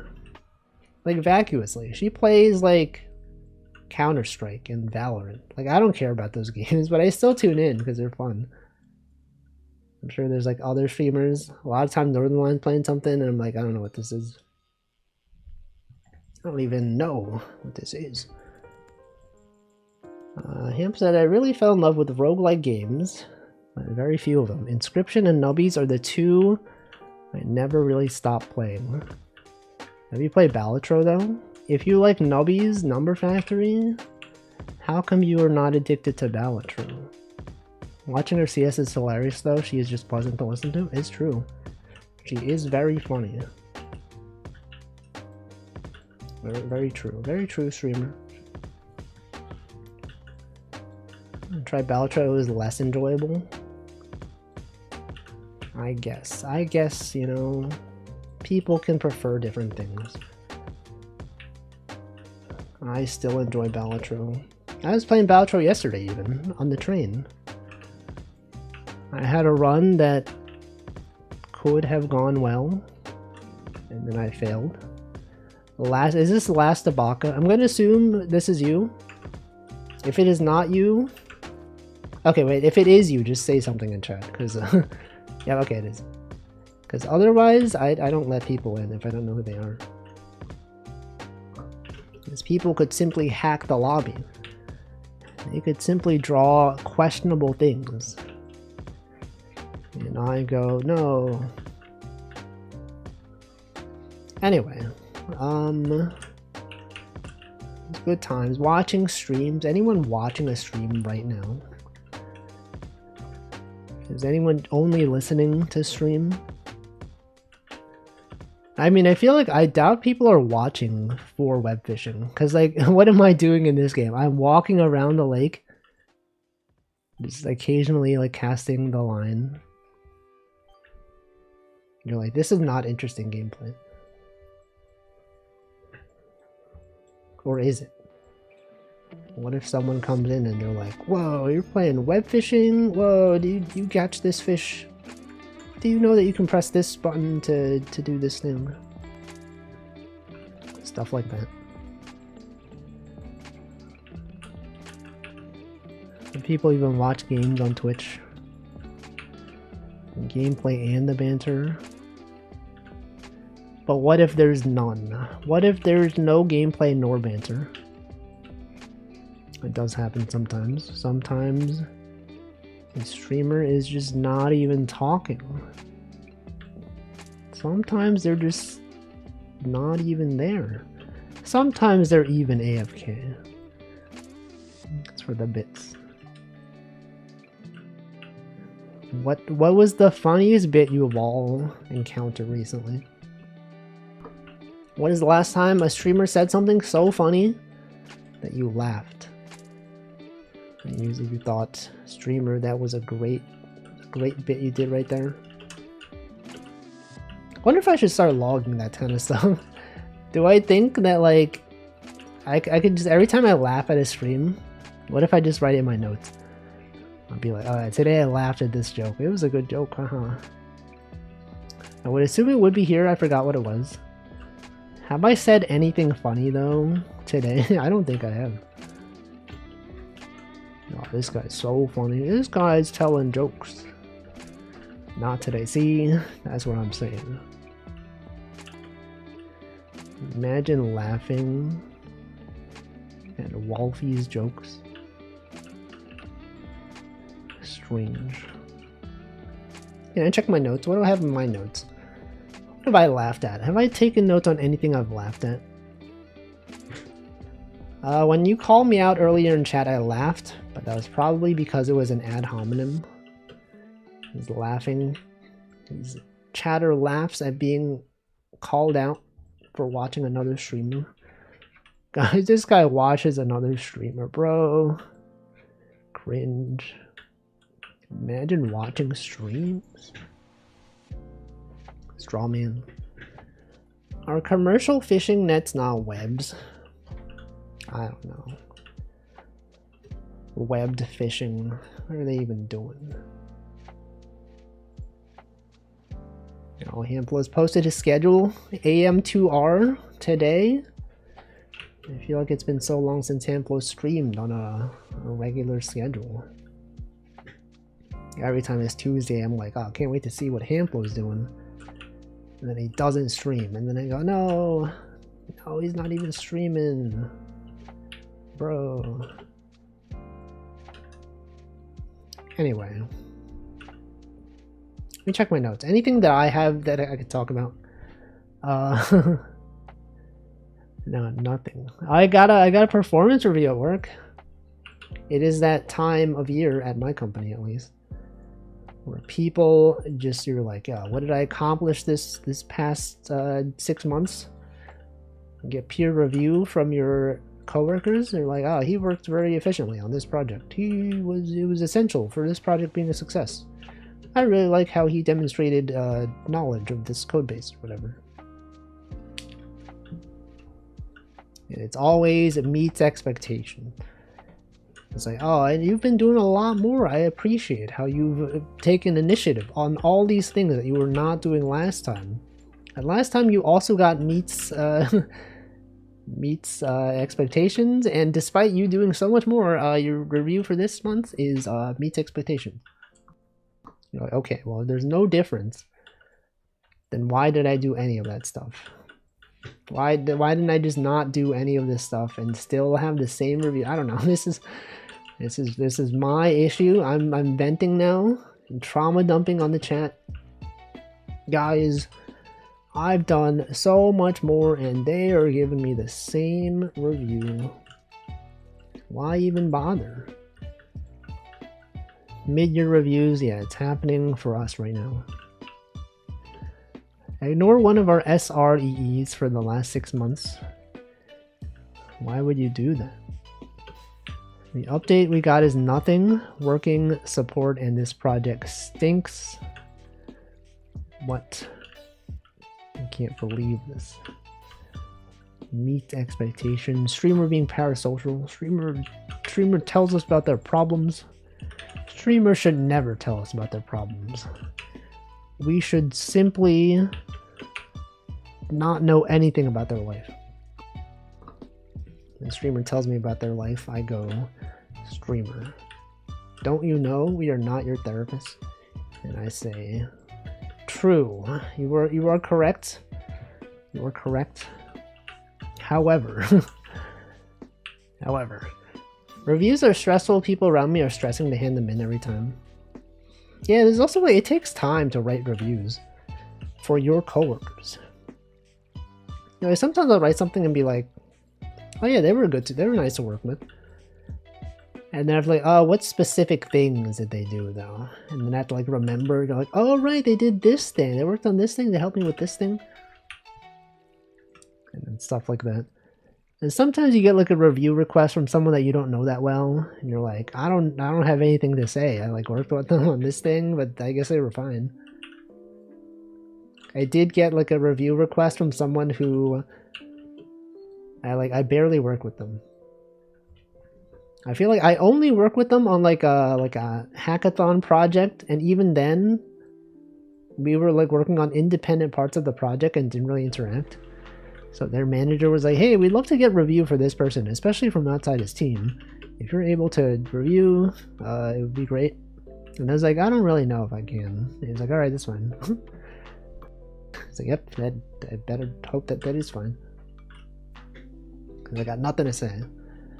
Problem Jack is traumatized. Mods ban that guy. Got sidetracked writing a cover letter. Now I know a little bit more about LaTeX. Are you writing your cover letter? Do you all write cover letters? I used to, and now I don't anymore. It just doesn't. I feel like it doesn't help. At least around here. I don't know. Maybe in other places it helps, but I don't do it. Anyways, I'm keeping info in the back of my mind since company is supposedly doing fine financially. Who knows, considering tariff shenanigans? Yeah, the state of the global economy. The pacemaker industry has changed. I still haven't applied proper yet. I saw a box for a cover letter, thought I should probably upload one. That's how I used to think. And I feel like it doesn't make a difference. If it takes me time to write a cover letter, and you know, I'd rather just not do it. I don't know, but maybe it's different in Germany. I feel like at least here, the jobs that I have had, I don't think writing a cover letter has helped. And then I just stopped doing it. And I would still just continue to get interviews, so like whatever. But I feel like nowadays they might even put less emphasis on it. Because people could still, they could just like AI generate it. Isn't that messed up? Society, they're probably using AI to like review those as well. Isn't that strange? They have a cover letter that's like, you know, someone will AI generate a cover letter, and then that AI generated cover letter will be reviewed by an AI. They're just like, well, that's society nowadays. We're simply, it's like we've talked about, I don't know if we've talked about this, but it has been mentioned. A lot of times AI is just like a expansion algorithm. It's like the opposite of compressing data. You just give it this, you give it a prompt, and then it expands your output to be very verbose, and then the person who's receiving it decompresses it to be, you know, they call an AI on it to summarize it. Actually, no, Northern Line talked about this. Is where I've heard about this. Northern Line was like, yeah, we're just like writing, just give me the original prompt you wrote. That would be more useful than me trying to like understand all the stuff it added. It's like if you just sent them the prompt, it's like, ChatGPT, generate me a cover letter for this thing. Make sure you include information about whatever. Like, I feel like sometimes that may be more useful than actually running. And the AI reviewer will be like, this is AI generated. Exactly. I guess writing a cover letter saves some trouble of prepping for an interview. Maybe. I'm not saying you shouldn't do it. I'm just saying that I don't do it. And I feel like a lot of my coworkers and people that I know also don't do them. But I don't know. I don't know if it helps or doesn't help. LLM generated interview. True. I did see a video on Twitter. I don't know if this was like fabricated or whatever, but they have like AI interviewers now. You'll like hop on a Zoom call, and then instead of being like a real person, it'll be like some like LLM like voice generated thing that asks you questions. Like, despite me not knowing whether it's real, I'm sure like it probably is real. There probably are companies that do that. But then this one video that I saw, which again may have been fake, is a guy was interviewing like on a panel. There were like 2 people interviewing him, and both of those people were AI. And then one of the AI interviewers asked a question, and then the other AI interviewer was answering the question that the other interviewer was asking, and they were getting stuck in a loop. It's like one interviewer was like, I see you have Python listed. Can you tell me about Python? And then the other person who was interviewing was like, yes, I have experience in Python. I've implemented backend systems such as blah, blah, blah. And then the guy was like, am I the one being interviewed? Is the other guy? Like, I don't know. I could see it being real, but I could also see it being totally made up. I need to get a webcam. My uncle told me to get a webcam and a ring light. That feels overkill. A ring light specifically? Are you trying to be like an influencer or something? You can use your phone as a camera in a panic. I did that for an internship interview and got it. Phone even died mid-call. True. So true. First 2 years of COVID was my phone as a webcam. It's funny because for me, the first 2 years of COVID, I did not use my webcam at all. I've talked about this. Is that because like we all knew how each other looked like. I feel like because we all worked in an office, and we were also not that used to doing like online like Zoom calls or whatever with each other, a lot of us just turned our webcam off. And then that persisted even as people left the company, and then more people joined the team. And then people simply that had worked with me for a long time did not even know what I looked like because I never turned my webcam on. That's funny. It was someone's last day and they're like, can you turn on your webcam? I don't even know how you look like. And it's like, oh, so true. You don't know how I look like. It's like, oh, okay, I see. It's cool. Fun times out there. But nowadays I do turn on my webcam because, you know, everyone on my team is remote. There are some people like companies though that they never turn on their webcam. There's like one person that I work with on a different team. He does not turn on his webcam at all. Turn on the cam and they get greeted with a Walrus smile. So true. What if you're hideous and people don't want to work with a hideous looking person? Well, I don't know. Can't relate. Or if I can relate, they don't tell me that I'm hideous. You ever think about that? It's that, what if you are hideous, but no one tells you? You're just like, whoa. What if you're just walking around as normal? That literally everyone around you is like, oh, frick, this guy is so, oh my god, this guy is so ugly. But obviously they would not tell you to your face. They just think it. And then, you know, since no one has told you, you just don't know. Have you considered this? Has anyone thought about this? Hideous Kojima. No, that's video games. Video Kojima. Pho is delicious. What was the context of this? It's true though, it is. It is delicious. Deciduous. It is deciduous. Okay, so what kind? Beef? Pork? Chicken? Lemongrass chicken? Pork? Beef. I feel like it's usually beef. That's usually how it goes. Beef meatball. Never heard of pork. Sometimes they got like the lemongrass pork chop. They put that in there occasionally. Favorite is chicken though. I like chicken. I like the lemongrass chicken. I'm a fan of it. Something about it. And you got the rice sometimes. They got the rice with the lemongrass chicken. And they got like this carrot sauce. You pour it on the rice. It's good. It's good stuff. No, not in pho. Just like, I'm talking about Vietnamese food in general. Have I ever tried making pho? It's easy and yummy. I don't think I've tried. But I mean, I could see it being easy.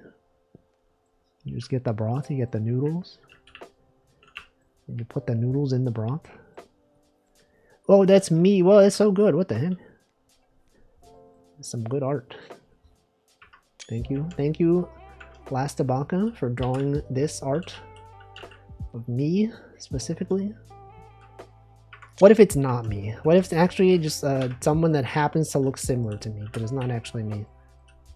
I mean, it can't possibly be me. Like, what's that heart in there? I don't have a heart. I mean, I do have a heart, just not on my head. It's in my... It's in my body. Massive amount of cilantro and jalapenos. They do have those. And also, what are those? What is that called? The bean sprouts. They often give a lot of bean sprouts. Yeah, bean sprouts. And lime and sauce. Does anyone do this thing where like you take the hoisin sauce and the sriracha, but you mix it in a spoon? One of those soup spoons. Does anyone do this? Is that the Pro Tech? My friend, the first time I went to a Vietnamese restaurant, my friends who have been to many Vietnamese restaurants, they were like, you gotta do it like this. And then I started doing like that.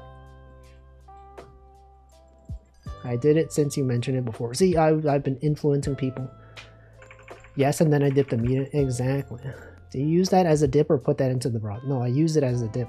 Because if you put it in the broth it just like gets diluted. So I think it's good. You mix the things in the soup spoon, and then you take the noodles and then you dip it in the soup spoon. You hold the soup spoon slightly above the broth, and then you just dip it. Yeah, that's how you get the maximum sauce on the noodles. It was like one time when I went to a restaurant, and I did that, and then the two people near me started doing it, and they were not doing it before. I think they saw me doing it, and they're like, "Wait, that's a good idea," and they just did it. And maybe they started telling their friends about it. Maybe they were like, "Oh, this guy! I saw this guy. He was doing this thing." Whoa! Welcome, Kuro. What do you think about Rabby? Is that a D's Nuts joke? I don't know. I don't think I eat noodles correctly. I only use chopsticks, no soup spoon. I mean, some people, they just put the sriracha and the hoisin sauce in the broth. And like, I guess it's fine. I don't know. The pho restaurant I usually go to during SakuraCon closed down. I'm sad. It was cheap since downtown Seattle is expensive AF. Man. Restaurants closing down. Unfortunate. Pho/Viet restaurants used to be the cheapest eats. I feel like banh mi is usually pretty cheap. Northern Line had a bit about this recently, where he was like, banh mi is like one of the goated foods out there, and it is a lot cheaper than most other food. And they're like, do they know this? Do they know that banh mi is goated? Don't tell them, or else they'll start like increasing the prices. It's like $6. Although the places near me, it is kind of Getting a bit more expensive. It's like $10, which is actually totally fine, by the way. $10 for that is probably fine. Welcome, Carabel. Carobel. Some people call you Carobel. How recent was this NL quote? Probably in this past year, I imagine. A new restaurant opened up across the street from that bakery. Sells banh mi for twice the price. $12? Yeah, $12 is a lot for a sandwich. Good morning. It's not morning. How can it be morning? Is it actually morning for you? What time zone are you even in? I feel like we watch like the same streamers. And you're there for all of them. Even if there's a big Vietnamese population, the prices are still going up. No! Kerbal. Yeah, Kerbal Space Program. But yeah, you know. Actually, in New York City, there's like a there's like a place that sells banh mi. It's like a jewelry store. What's it called? Does anyone know? Saigon, New York City. What is it called? New York City, Saigon, banh mi Saigon. It's like it's sold inside a jewelry store. Yeah, this is it. Do they have images of the jewelry store? It's like you go in here, you buy the banh mi, and then on the left side they just have like jewelry. Yeah, they just have gems. You just buy the gems in the store if you want. It's actually really good. You gotta have a yeah. I wonder how many people actually buy. They're just like, oh, I'm in the mood for some banh mi. Yo, what, they got like a jade Buddha? I gotta buy that. They walk out there with like 2 banh mi and like a statue. Amazing. You gotta have the margin somewhere. They could be money laundering. I don't know. But the sandwiches are good. They have a lot of different types as well. I want the big Buddha. If you, that you can go there right now. It's probably still there. I don't know if they ever sell them.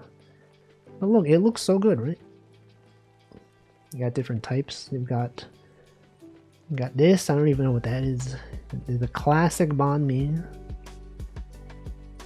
You can buy Vietnamese sand if you want. Ignore the W. Sand. Every restaurant that has good veggies are way overpriced. Yeah, they're fresh. The money laundering scheme which sells banh mi, but the banh mi was making more money than the money laundering. It could happen. What is my favorite banh mi? I feel like I like the classic one. You know, it's got the... I don't even... What's the name of that beef? Not beef. What's it called?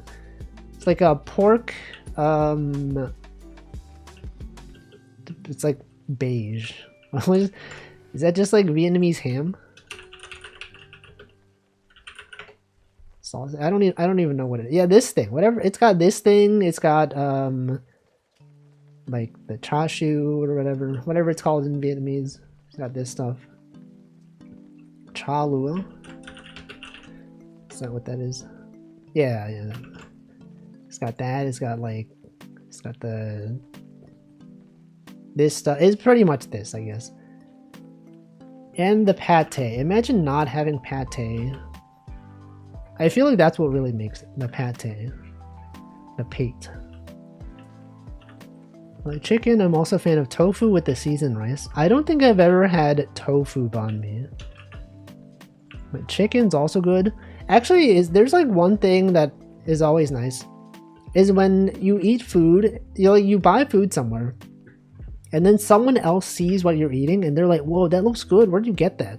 And then eventually later you see them eating the same thing. That's always like the best feeling. You're like, oh, I influenced them into eating this thing. There's like one time at work when I went to like a banh mi restaurant and I brought it back to the office. I didn't bring the restaurant back to the office. I brought the food back to the office. In case you were confused. And then I was eating it in a meeting, and then like 2 people were like, "Whoa, that looks so good. Where'd you get that?" And then I told them, and then they were like, "Oh, I gotta check that out." And then next time we were in the meeting, okay, it wasn't during the meeting, but then they told me afterward. They're like, I went to the place, and it was actually so good. So right, it was so good, and that's a good feeling. When you have informed people that food exists, and then they start eating it. And then maybe they told their friends.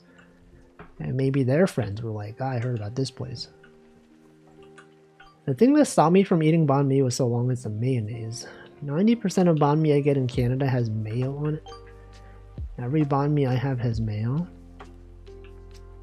I don't know if I notice the mayo. I guess maybe there is mayo. I don't know. I never really thought about it.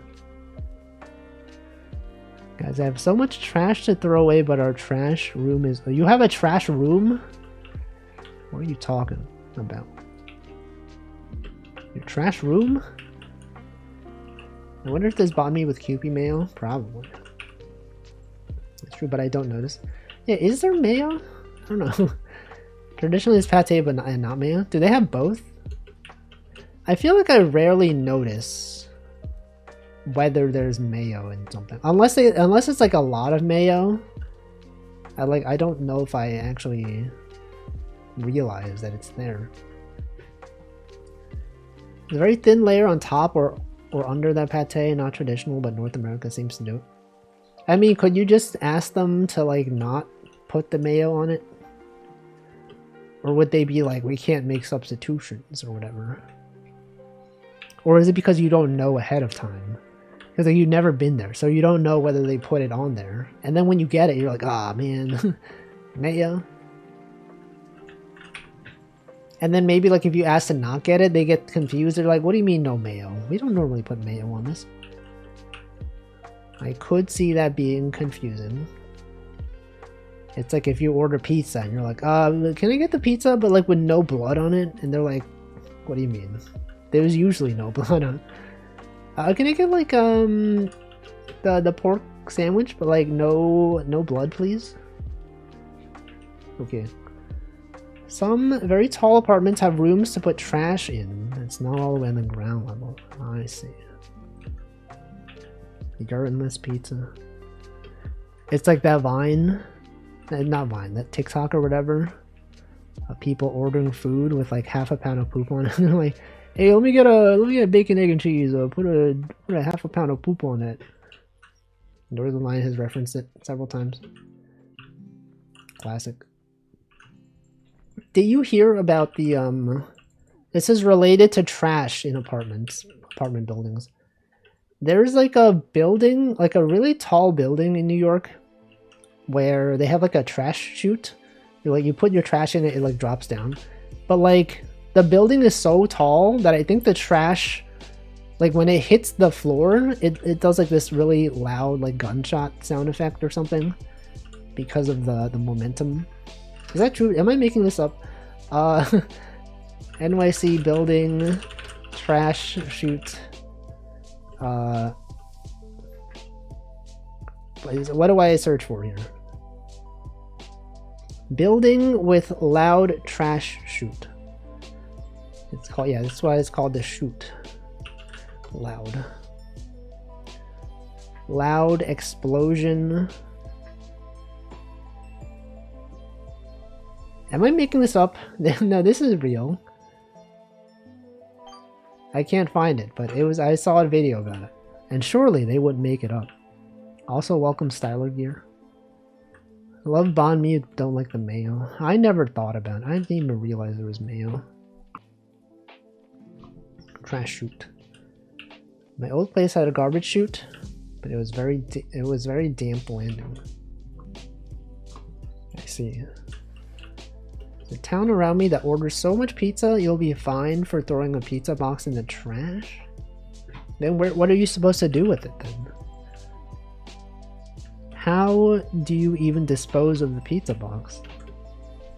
Do you have to like cut it up and hide the fact that it was a pizza box?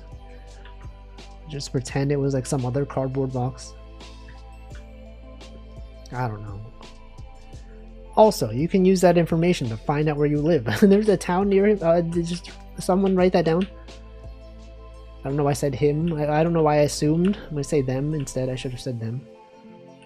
Put in a designated pizza box disposal. Oh, they have a specific location for that. What if the intent was to keep it in your home forever? You ever think about how much waste happens? Think about all the food you've purchased. It came in like a cardboard container or like a plastic container or whatever. It's like it's effectively single use. You buy it and then it goes in the trash or recycling. So inefficient. OPSEC nightmares. Yeah, never reveal anything about yourself. Imagine having people know that you live in a town that has pizza. It's crazy. Pizza box sculpture. So true. Pizza. Remember bagel bites? Pizza in the morning, pizza in the evening, pizza at supper time. When pizza's on a bagel, you can have pizza is that what the lyrics are? You can have pizza anytime. Do I remember where you live? No, we've gone over this. I don't. Also, yes, Stanley, I will hydrate. I will do it right now. Right now.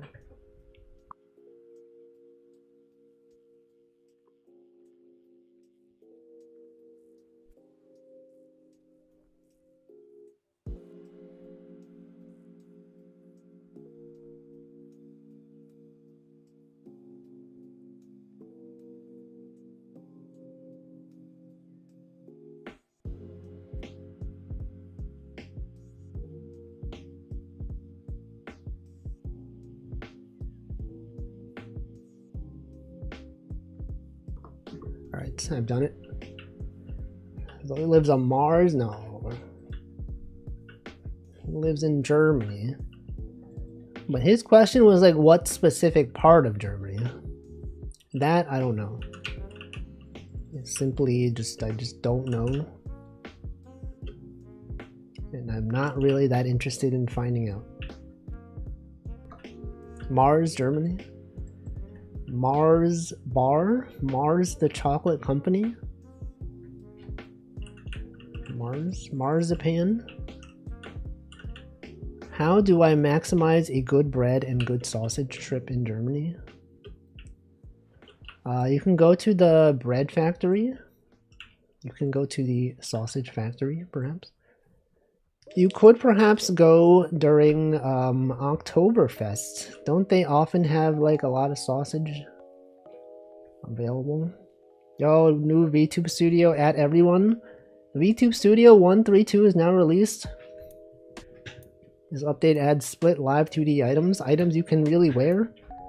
New add multiply expression modes.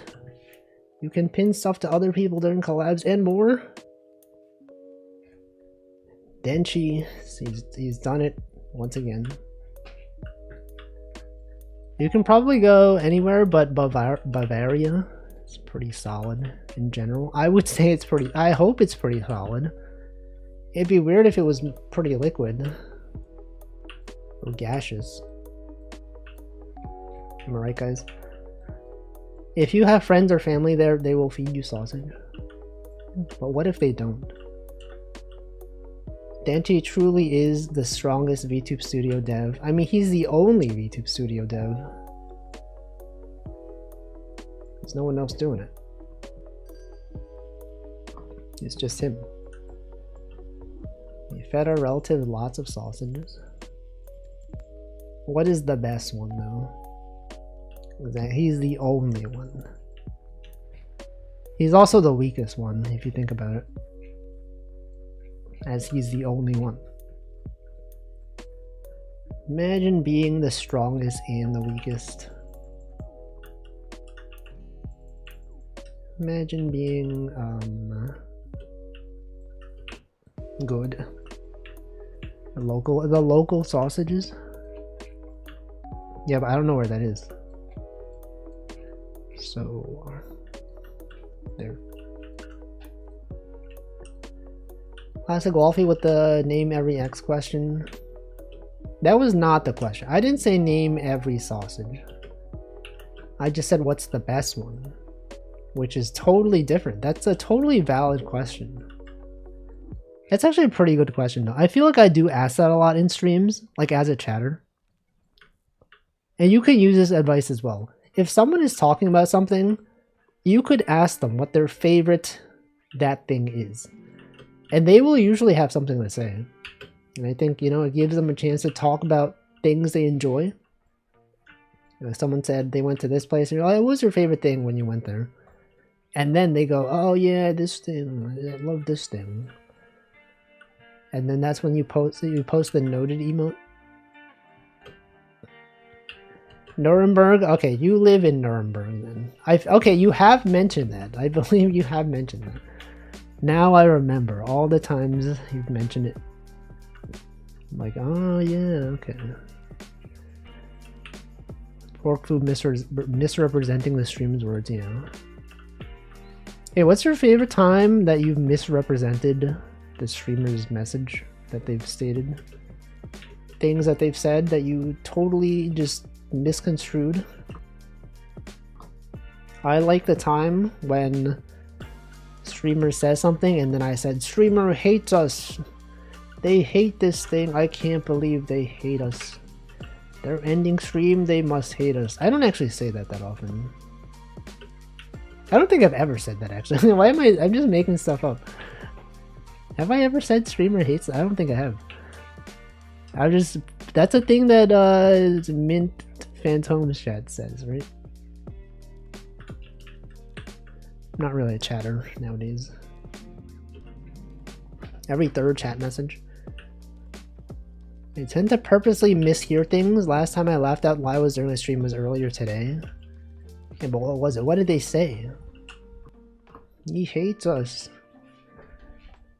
He tolerates us. Streamer talking, streamer hates us. Streamer did not read my message. I can't believe streamer did. Why am I talking like that? Streamer didn't even read my message, he hates us. Bro. Will Pomu ever return? No, she's dead. She died in space. That rocket exploded shortly after. Didn't you see the news? She will never return.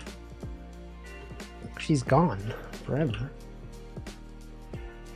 She never actually made it to her home planet. That's a Simpsons reference. You're like, whoa, I understood that reference. Remember that the Hey streamer that has kids, who is your favorite child? There are some streamers that you could ask. Northern Lion, he has a kid. He has a favorite kid, as in he only has one. Do you really want me to describe a situation that you laughed at? Yes. I would like to know a stream moment that you have laughed at. Whether this streamer or a different one. And I know you mentioned it was earlier today, so surely it is a different stream. I would like to know. As a parasocial streamer, I would love to know specifically things that you thought were enjoyable so that I can add that to my knowledge of things that are funny. And then tailor my comedy specifically around my chatters and what they prefer in their comedy. Such as bits that go on for too long, streamer explaining things in excruciating detail even when unnecessary, going on a tangent, such as this. That is a potential thing that you can consider doing. I love this bit. I hate it. I freaking hate it. Last time I laughed out loud was now. No, like before this though. Before that.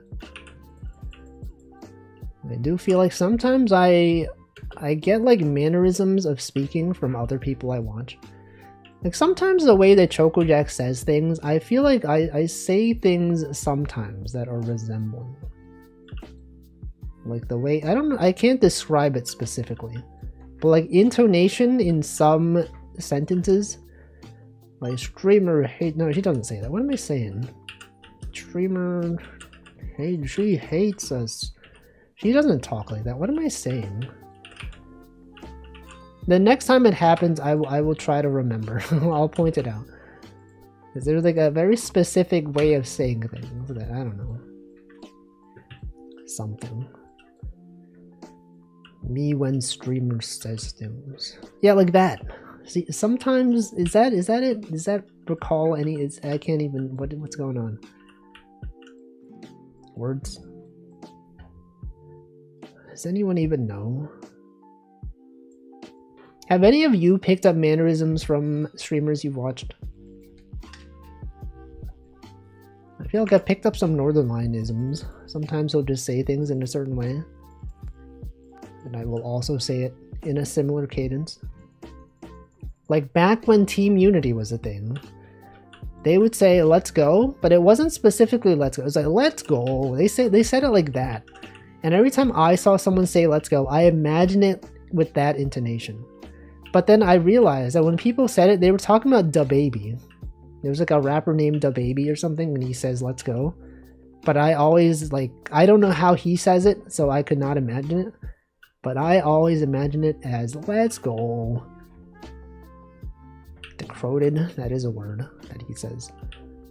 I was watching Marley stream, the chat was fooling around and misconstruing her name, and ended up calling Ghost Girl Marley by her middle name Girl. Marley went, call me girl, which I followed up with, hey girl, how are you doing? Leaving her dumbfounded.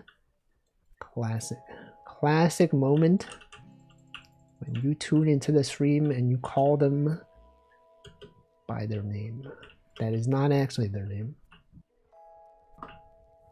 I do that all the time, especially take after other streamers' laugh mannerisms. But which ones specifically? Do I even laugh? Have I laughed? I say it so true. I do say so true. I'm always saying so true. And I got that from Northern Lion as well. He does say so true, and when I say it, just imagine me saying it the same way that he does. And also people in his chat also say so true. Can we audit my chat history again and see if I've said so true recently? Office. Choco J Dog Bark Bark. This is not up to date. It's not including the messages from this week. I have probably said so true. So true. Look at that right there. So true. So true though. +2. It really makes you think. Anyway, that's it. I picked up tags mannerisms, but of what? What does he say? Why is chat on this side? That feels weird. I was reading on this side. I think I moved it because of this. Can we gamba on number of emotes in your audit history? No.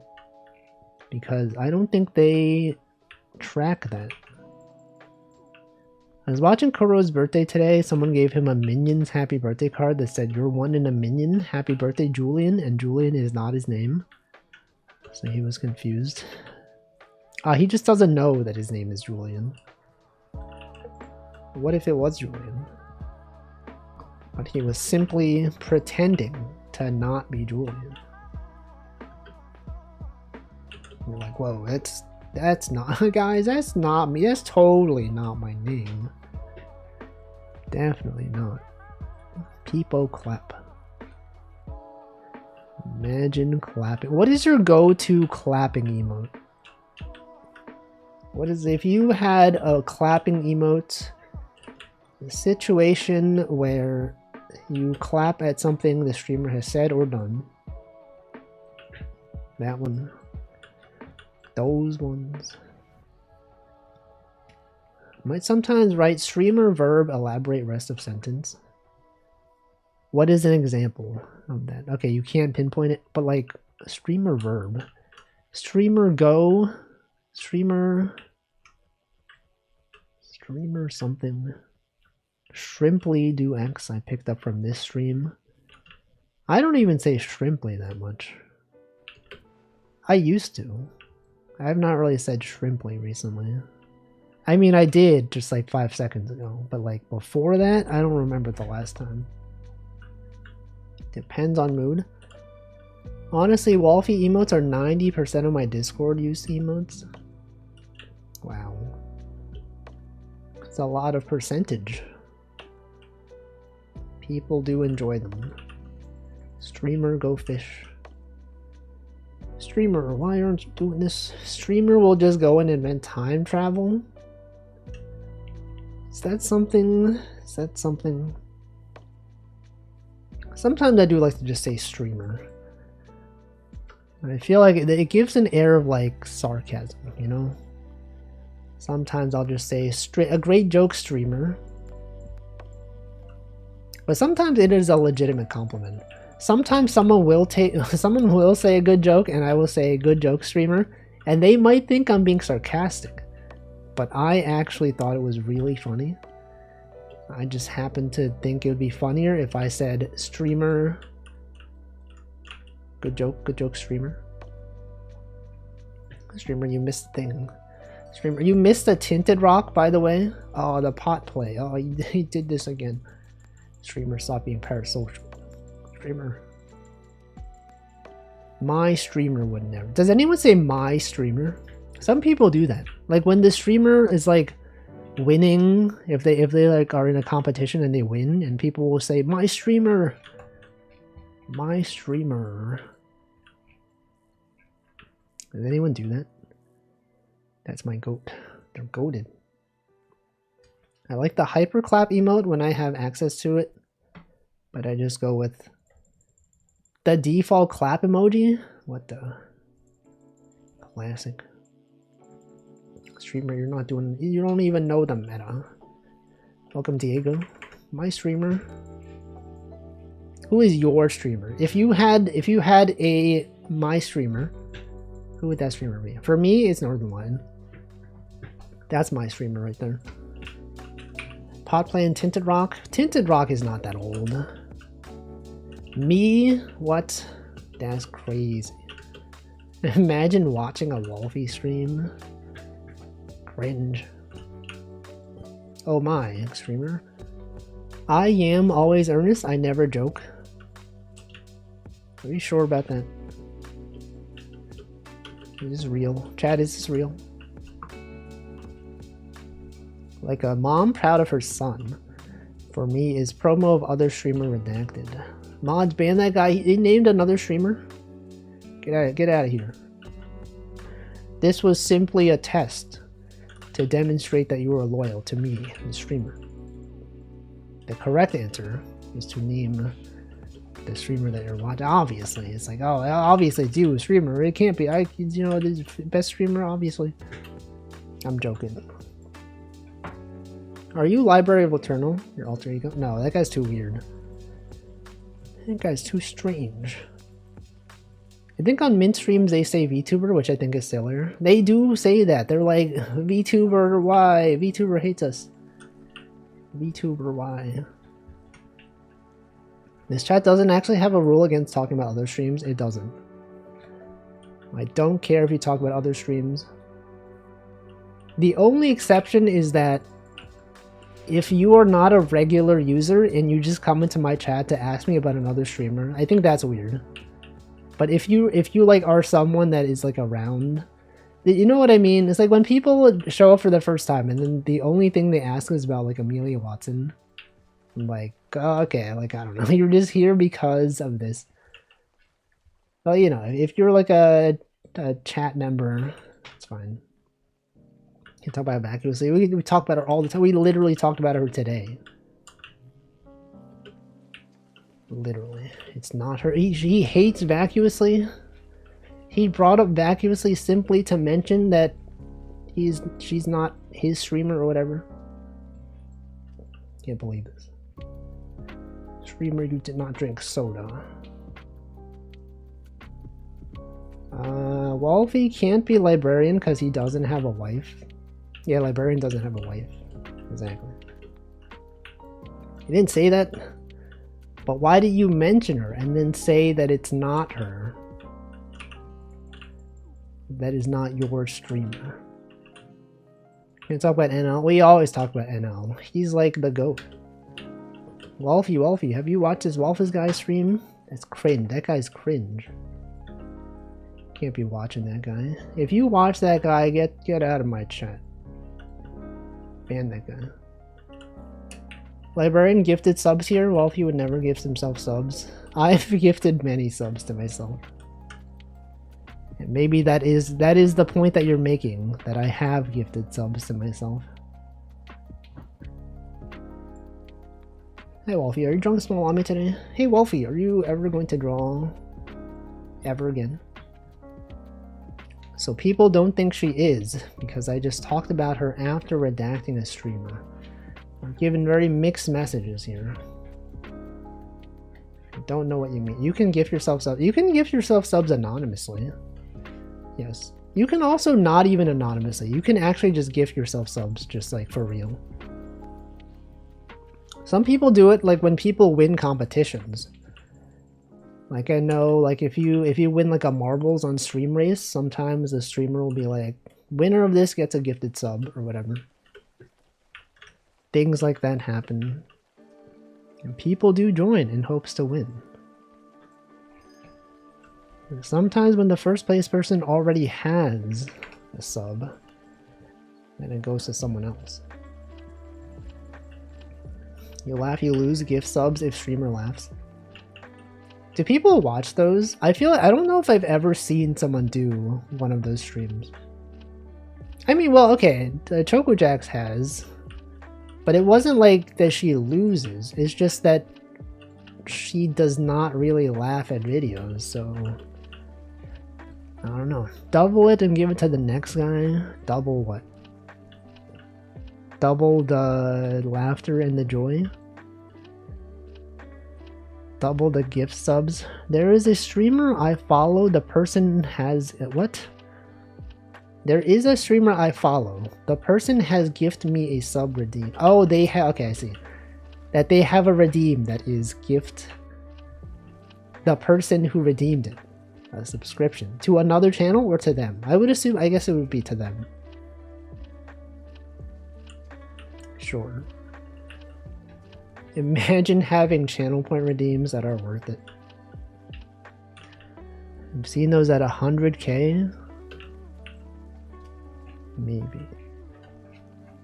I don't think I've ever seen that as a channel point redeem. I do have enough channel points to redeem some ridiculous things on some streams. I know Choco Jax has a redeem that's at like 666,666 points. That is, say a mean thing, but I've never redeemed it. But I could though, hypothetically. I do have the points for it. Silly PNG tuber, so cute. No, this is a real VTuber. It's not a PNG. This is a PNG. It's not a tuber though. It's not a PNG. It's moving. I can move around. It's real. It's 500k. That's a lot. Imagine having 500,000 points. Yo, there he is. There's Wolfie Wolfington. It's a long animated GIF. I actually when I do have a really long animated GIF as one of my things. Is it this one? It was it's my reactive PNG for when I do Discord collabs, which is never. But the last time I did it, I did have an animated GIF that was me idling, like an idle animation. Like imagine if I was just doing this. And then when I talk, it changes to another animation of me talking. Like this. It's like it's real. If this be small Wolfie, where's big Wolfie? No one said this is small Wolfie. That's actually a misconstrued thing about my art, perpetuated by whole life fans, is that they're small. They're not small. No one said that this is small. For all you know, this could be like entirely just like a human size, you know, regular height human. People always, when they see it, they're like, oh, this person must be like, you know, small. It's not. It's made up. Welcome, Oarfish. Shikiaki isn't small. What? The real size is mascot size. Like that anime mascot. No, they decided on that. They chose to do that. I had no decision in how tall the mascot would be. Although I guess it is accurate, possibly. It is a real sized human. Human sized real. Not squashed vertically, but stretched exactly. It's more accurate for the moniker Wolfie Ame than Small Ame. Exactly. If you had a job interviewing for SW Dev, do you ever reveal you made some internet famous art? Why would I do that? Why would I do that? No. I don't have it on my resume. I don't mention it at work. So why would they need to know? Please make them the height of the player. Yeah, they're as tall as a human. Just a regular human. You think they can figure out from linking GitHub? Yeah, I guess if they already know. Sure. Possibly. But they don't know the context. They're not like, oh, what Wolfie? Let me search for what this guy's done. What the? He has this many followers. Your GitHub is in your online nickname, right? GitHub is in your online nickname. Yes, Wolfie on GitHub. Yes. As tall as a regular human, but with a gigantic head. Exactly. It's like when I would do VR fishing streams. There's the same height as a real person. Your online nickname is in your GitHub name. Yes, Wolfie. I mean, I don't use that account at work. That's an entirely separate account. Because otherwise people would have to be like, oh, who's Wolfie? I mean, sorry guys, that is my real name. Wolfie, that is in fact my real name. And just hypothetically though, in a work environment, I would use a different name.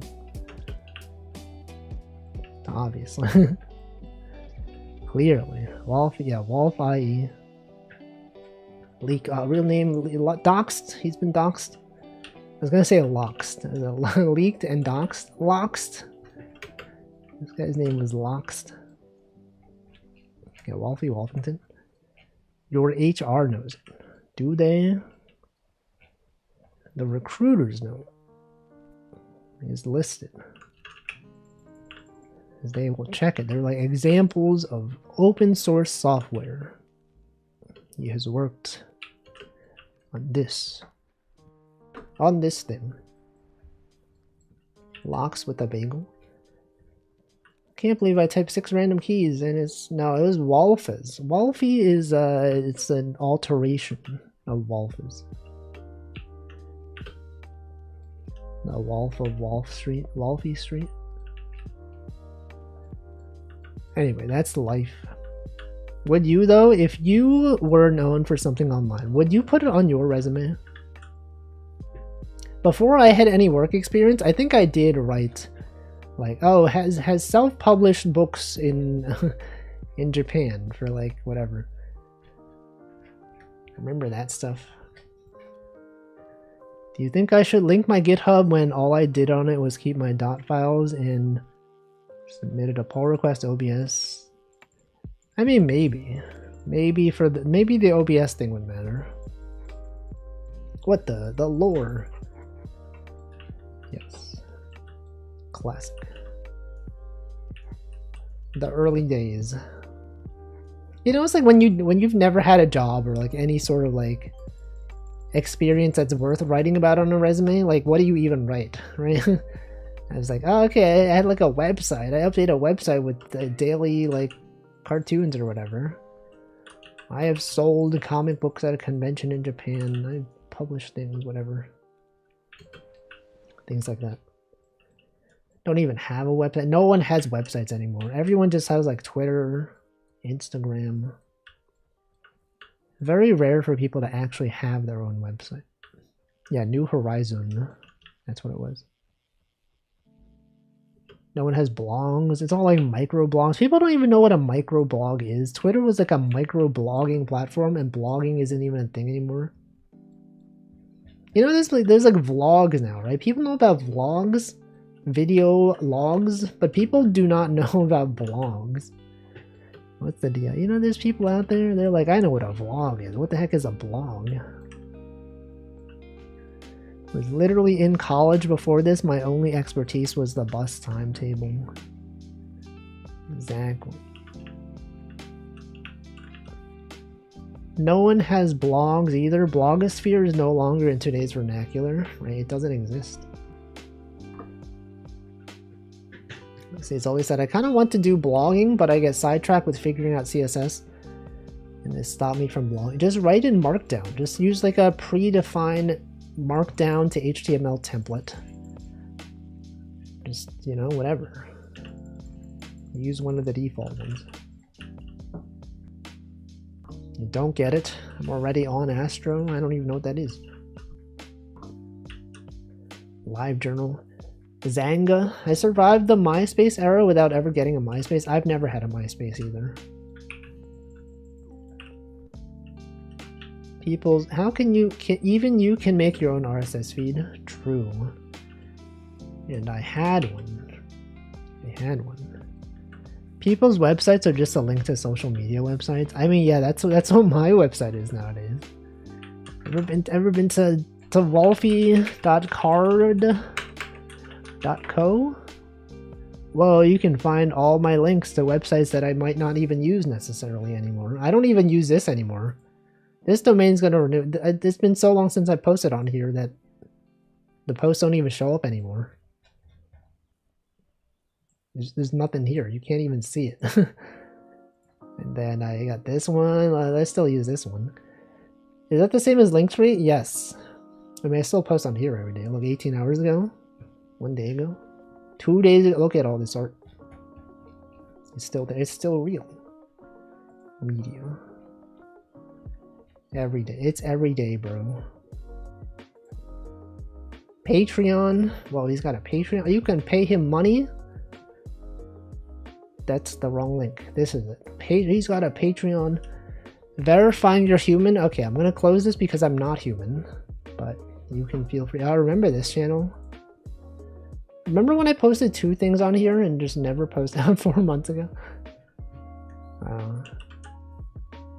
Got this one. Can you believe this one is here? Blue Sky. This guy's on Blue Sky. He's playing web fishing? Oh my, I gotta check that out. Oh, cringe, an advertisement. This is gonna play an advertisement. There's no ads. There's an ad. Blue Sky. And then what? He's playing Nubby's Number Factory. I'm not human. I'm not dog. Imagine being human. I still thought those clips were good. I think they're good. I just think they never really popped off. People don't get it, man. They just don't understand. They just don't get it. They don't understand why it's so cool that they have to watch my streams. Wolfie GIF.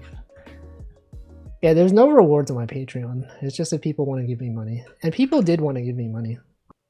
I thought that was cool. Stream in stream. People are just like, I wish I could give money. I wonder how much it takes to actually take off. But to become popular with the algorithm. Hey, why is your fishing rod line has like openings in it? the heck?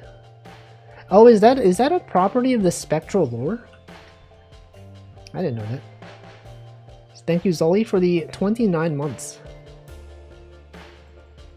I still have one create that SWF update of when Kisame was introduced, and the gag was bucket stocks have plummeted today.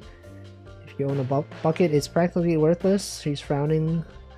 I do not even remember that. Sometimes I just say things, and people go, "Oh, remember when you did this thing?" And I said, "Nope." I totally forgot. To take off, it takes 11.2 kilometers. What? Yeah, that's the thing though. Sometimes, you know, people remember things you said. Things that you don't remember saying. Happens a lot. Sometimes I'll be talking to a friend and then I'll be like, "Oh yeah, I remember you told me about this." And then they said, "What? I told you about this?" And I said, "Yep." But they did not remember. And sometimes it's like a really mundane thing too. It's like, "Oh, I had like a sandwich." I had a sandwich and they had this thing. Like, "Oh yeah, remember that time on like, you know, October 3rd when you told me that you had this sandwich and it was like the best sandwich you've had?" I don't actually say the specific day, but I'll remember things like that. And then they'll be like, "What the? How do you remember this stuff?" I don't actually know how I remember. It's like stuff that I don't necessarily write down even. Like, although I do take notes on things, a lot of times that kind of stuff I just remember. It was Tuesday. Was it a Tuesday though? Was it actually Tuesday? Tuesday, ain't it? Look at this fishing. We got the squad up here. This is the night rain. Is this night rain? What if someone made night rain except it was about fishing? If someone made like a fishing battle royale, like go into different zones, there's like a zone that becomes smaller and then everyone has to fish for the same— what? Wait a second. Everyone has to fight to catch the same fish? Encyclopedia, difficult success, what? 1 in 7 chance, true. Welcome, Calfriend. Anyone else keep their phone on airplane mode? Can anyone relate? Anyone know? Night Rain, is that like Blood Rain? No, that's the new Elden Ring game. It's a Fortnite-like co-op drop somewhere, get items thing game. Fishing game where it rains at night is Dredge. I've never played Dredge, but I do know it has fishing, and it probably does have nighttime. So you might be correct. Night rain, why not day shine? I mean, sometimes things just can't be what you want them to be. You can't just, you know, you can't just have things be the opposite. Because they were made that way for a purpose sometimes. Not always, just sometimes. Wonder if you can Zatsu over Dredge. Yes, probably. Didn't Mint Phantom get really into Dredge? What was that about? Does anyone know? Does anyone even know streams? Anyone even watching streams anymore? What kind of Mint Phantom? I know it's technically pronounced Phantom, but the way it's spelled is like Phantom. Isn't it weird that it's pronounced Phantom, but it's spelled Phantom? Why is that? Do I know VTuber? Does anyone here even know VTubers? Different from Mint Castella? Yes, it is a different mint. Phantome. She is a ghost VTuber. A ghost made VTuber. You're telling me a ghost made this VTuber? So true. So I've always said Phantom, sometimes Phantome if I'm feeling spicy. But never Phantom. Mint Phantom? Isn't it crazy that Love Live managed to set a trend again? True, true. It is a thing that happened. I always read it as Phantom. Didn't know it was supposed to be Phantom. I also didn't know until I saw, like... I forgot what video it was. It was some video where she said Phantom. Mint Phantom. And I was like, what the frick? That's how it's pronounced? How was I supposed to know? It's called Love Live because it never dies. Is that true? Love live. Love live laugh. Anyone laughing? Anyone anyone living? You would say you might think so. But you might not be. Are any of us really living if you think about it? Screenshot. I've screenshotted. Look at this. I would say this is true. It is still very alive. Love Live. It is real. Chat, is this real? Surviving. Yeah, no one even knows how to live anymore. We all think just because we're alive that we're living. No. No one has truly lived. Not even me. Not even you. None of this is even real. MASH FGO reference. MASH. That's the pink-haired one. No, what's the purplish pink-haired one? MASH. I know games. I know characters from games. Pink hair, purple clothes armor. Let me see. No, it's like pinkish purple hair, right? No, it's pink. Never mind. I think it is pink. Fate Go. Yeah, more like Fate Go. Play a better game. Ha, guys. Sure for Matthew?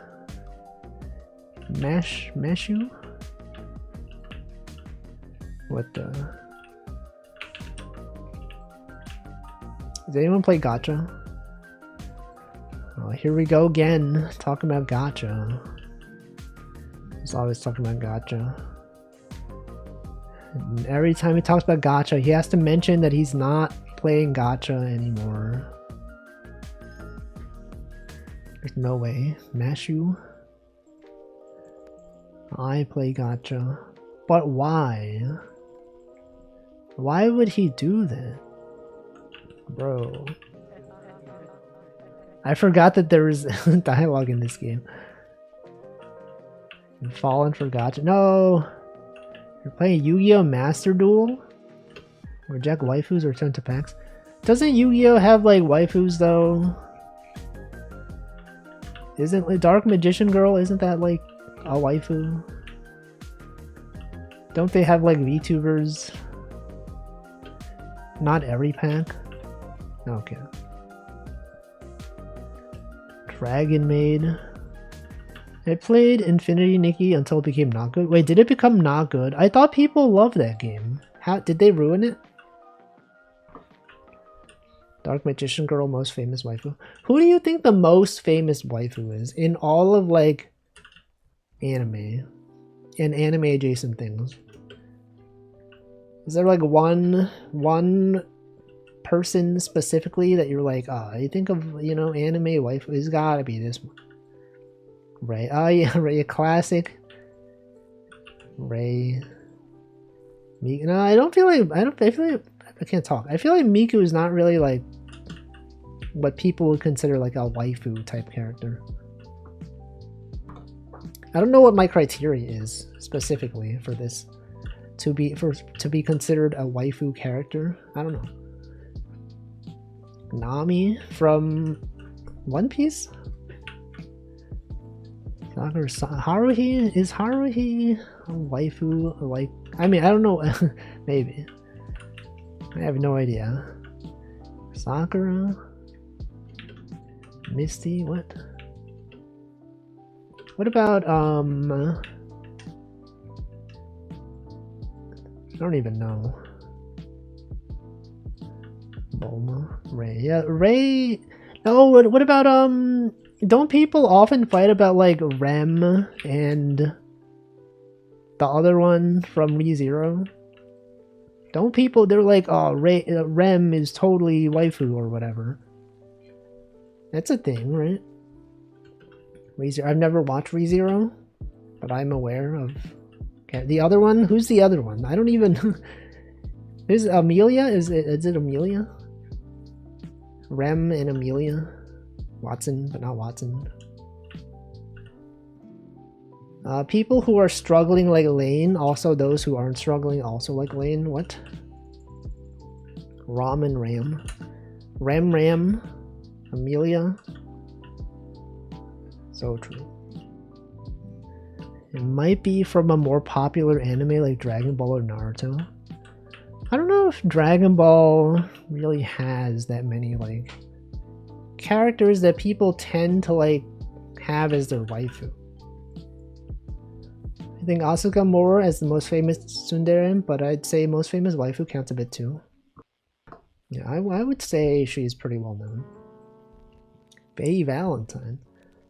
I know you don't really see that often nowadays. You know, I know Lane. Is there another Lane? Top lane, bot lane, jungle, other lane. This isn't exactly scientific, but I checked what the character with the most art ever on Donbaru is. It's Miku followed by Reimu. Yeah, but I feel like Miku is so like... Miku is like everything, right? She doesn't have like a specific canonical personality or like whatever. I don't think Cowboy Bebop is that mainstream popular. Yeah. Wasn't it also that Cowboy Bebop isn't even that popular in Japan? There's like some anime that like it's only popular for people in the West because back in the day they barely like localized any anime. Dang, really? I think so. There's definitely some anime we consider classic. Like I remember like Outlaw Star or something, right? Some people would be like, oh, yo, Outlaw Star, that's a classic. But then like, I feel like a lot of people in Japan like don't care about it. Yeah, it's because we had no options. We only had like a few things to watch. Miku's like Barbie, pretty much. She's pretty much Barbie. Yeah, Toonami. Belle Dandy. Oh my god, I've never even aware of those. That's grammar. I've never even aware of those. Cowboy Bebop is good. Gets colored by nostalgia glasses outside Japan. Yeah. I think I saw some big YouTube essay that refutes the Cowboy Bebop only being popular in the West, but I forget the point it makes. Well, I mean, I didn't watch the essay, so... Can it really be true if I haven't seen it? Checkmate. I don't know, I kind of just believed it, though. People are like, oh yeah, so true. It's kind of like how, I've talked about this before, like how people in the West, when they refer to like mobile games, they say MOBA game. But then like no one in Japan actually says MOBA game, they say Sosha game or like another thing. Because MOBA game is the name of like a company.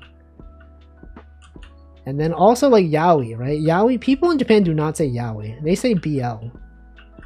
If you say yaoi to them, they're like, that's like a really old term that no one uses. A lot of things like that. Mobbage, like cabbage. No, it's mobile game. MOBA game. It's true. I think it's the same way how US Gundam fans' only basis for series is Wing. Yeah, Gundam Wing. Apparently a lot of people don't like Gundam Wing. They're like, oh, Gundam Wing is actually like the worst Gundam. But, you know, for us it was like one of the earliest ones that we had. It also used to exclusively refer to League type games. MOBA game? Now it's MOBA. It's MOBA. League. Insert NL Yaoi. He did say that. Yaoi. Yaoi. Are there other terms like that? We've talked. This is like the 5th time we talked about this. Terms that are based on other languages, but they don't actually say it in the other language. There's a lot of things like that. There's things that go like the other way as well. Like in Japan, there's a lot of like English that they use that people that speak English would not actually say. Like guts pose. If you say guts pose to someone in Japan, they know what you mean. But then you're like, someone who speaks English outside of Japan, you're like, what the frick is guts pose? Gundam Wing is controversial, but for a long time it was US's #1 because it was the only one. Exactly. We had no options. Handy, the German word for mobile telephone. Did you say handy? In terms of endearment. There was an anime called Saint Seiya that was popular in Mexico but didn't get a proper English localization until way later. I see. Yeah, there's like some anime that's really popular in places. Wasn't there like Lupin the Third was popular in like Italy or something? Because that's what they showed on TV at the time, like back in the day. It's like really popular in Italy. Like Dragon Ball Z. Well, Dragon Ball Z is popular in general. Conan. Yeah, Conan. Case closed. Detective guy. Japanese people in the term hibachi refers to a space heater. But here there's fancy hibachi steakhouses. Yeah, that's not a thing over there. The thing where they like cook in front of you, they do like the fancy tricks. Yeah, all those Conans. I specifically thought of Conan the Barbarian, but I didn't mention it. I didn't want to misrepresent what Zoli has stated. Like, clearly he meant Conan the detective. Hibachi. No, you're thinking of Hitachi. I know that was the bit that you're saying it wrong on purpose. You can't be spreading misinformation. Not in this stream. I would never do that. Imagine reading someone's message and then saying a different thing than what they intended. No. Hibachi, the fish and the instant messaging app? I don't actually know what you're talking about. Hibachi, isn't that the thing to where you have peer-to-peer communications? You download a software that allows you to port forward without actually needing to set up port forwarding. Isn't hibachi called teppanyaki? No, but like teppanyaki, they don't do like fancy tricks. They just cut up the food in front of you. They're not like, you know, flipping things around and like making like a shrimp volcano. Itachi, isn't that the guy who killed the whole Uchiha clan? You're thinking of... I don't even know. I never watched Naruto. You're thinking of Hibiki from Idolmaster. Have you ever thought of having a name not start with A is actually a debuff? What, because it's not like alphabetically sorted to be first? What are you talking about? I knew a certain JP Con guest though, and I went to many dinners with them, and every time they asked what special dinner they wanted, they always went for hibachi. Yeah. It's kind of like, yeah, it's like people that are like, oh, this is not real Japanese food. American sushi is not real Japanese food. And then it's like, you know, you interview someone and they're like, what's your opinion on American sushi? And they're like, it's pretty good. It's not the same, but like, I like it.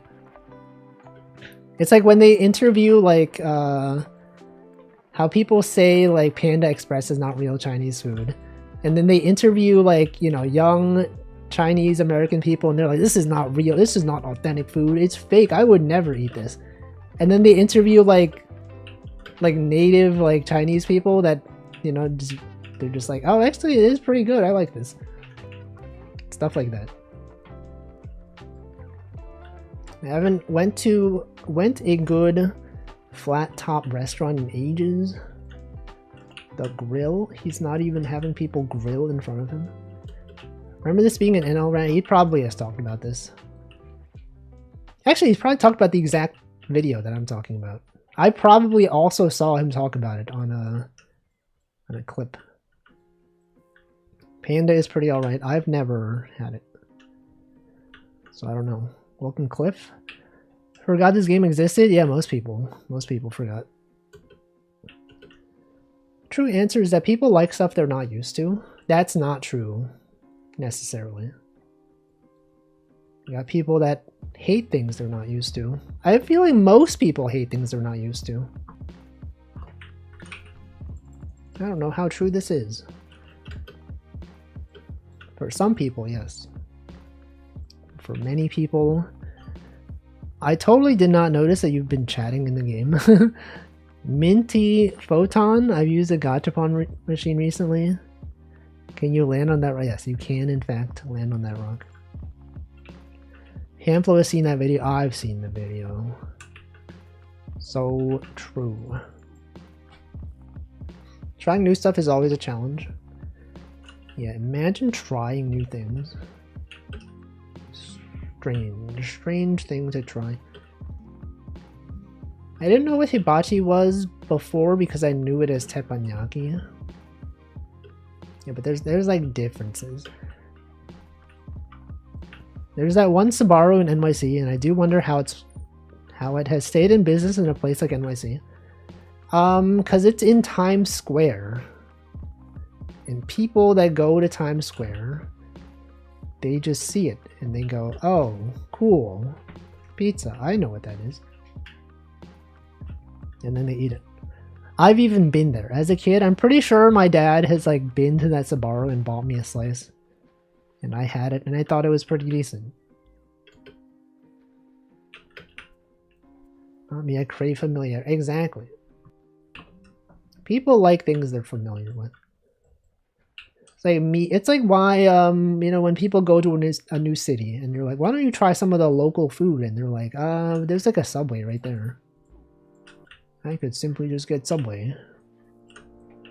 Or like when people go to Japan and they get McDonald's. Although, I mean, to be fair, they do have different things at McDonald's. They do have like regional exclusives.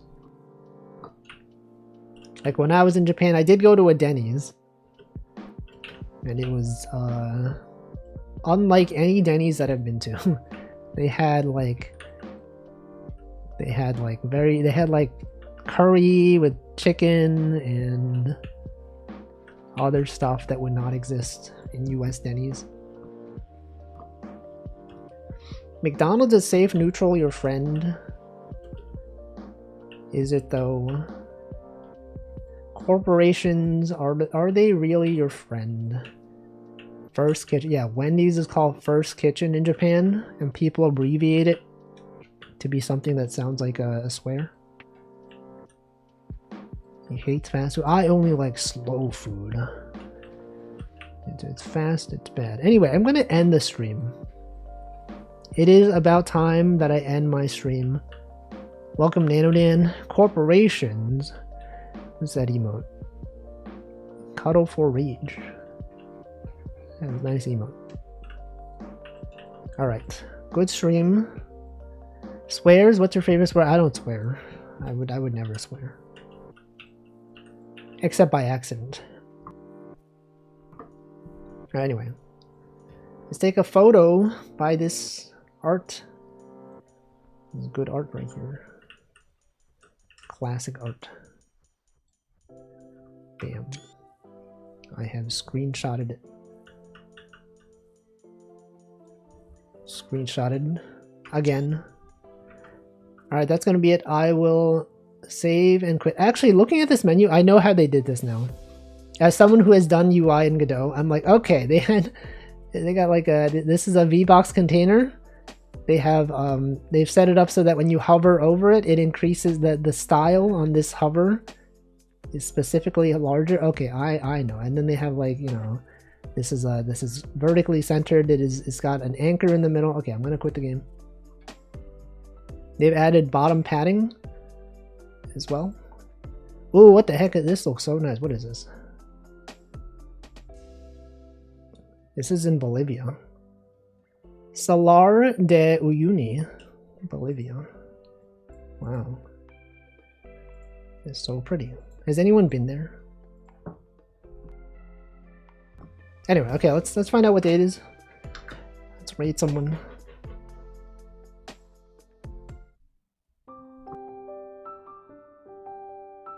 Yo, Global Running Day? I got a running day. I got a running emote. There's a perfect emote for this. Cheese Day, Hug Your Cat. Wasn't it Hug Your Cat Day like last week? You're telling me there's like a... Wasn't it National Hug Your Cat Day when I rated a list last week? You're telling me there's an International Corgi Day? Wait a second. Is Karagi streaming? She is guys. Okay, I know I have Global Running Day, but it's also International Corgi Day. It's also Billy Joel and So Goes Tribeca Festival Open Night. It's also Hamilton, New York. You could do both. You could do International Corgi Day, and you could have running and also Corgi Day. Let's see, who do I raid though? Clearly, it's got to be Karagi, right? Unless there's someone else who I'm following. Oh, wait, I raided Karagi 14 days ago? It's so recent. It's like literally 2 weeks ago. But whatever, it is Corgi Day. Alright, you can do International Corgi Day raid if you want. She cooked German food. She was cooking though. Dare to hope. Anyway, that's gonna be it. I will be back on Friday with possibly a game development stream. I might start a new game, and by start a new game I mean make a new game. It's the game that I was working on. I'm almost done. Probably will be finished in the next 2 weeks, but I will work on that off stream because the only things remaining are not that interesting. It's a bunch of like cleanup, a bunch of like random miscellaneous stuff. So I will make a new game starting on Friday. Now I don't know what kind of game it's going to be. We can probably decide at some point on Friday. But that is a thing that's happening. And now I will sit here. You can hear the ice cream truck outside. You hear that? Are you hearing this? It's right there. It's literally right there. Yeah, Celeste 3. You can hear it. I can hear it as well. Anyway, the raid's gone. I will see you next time. Goodbye.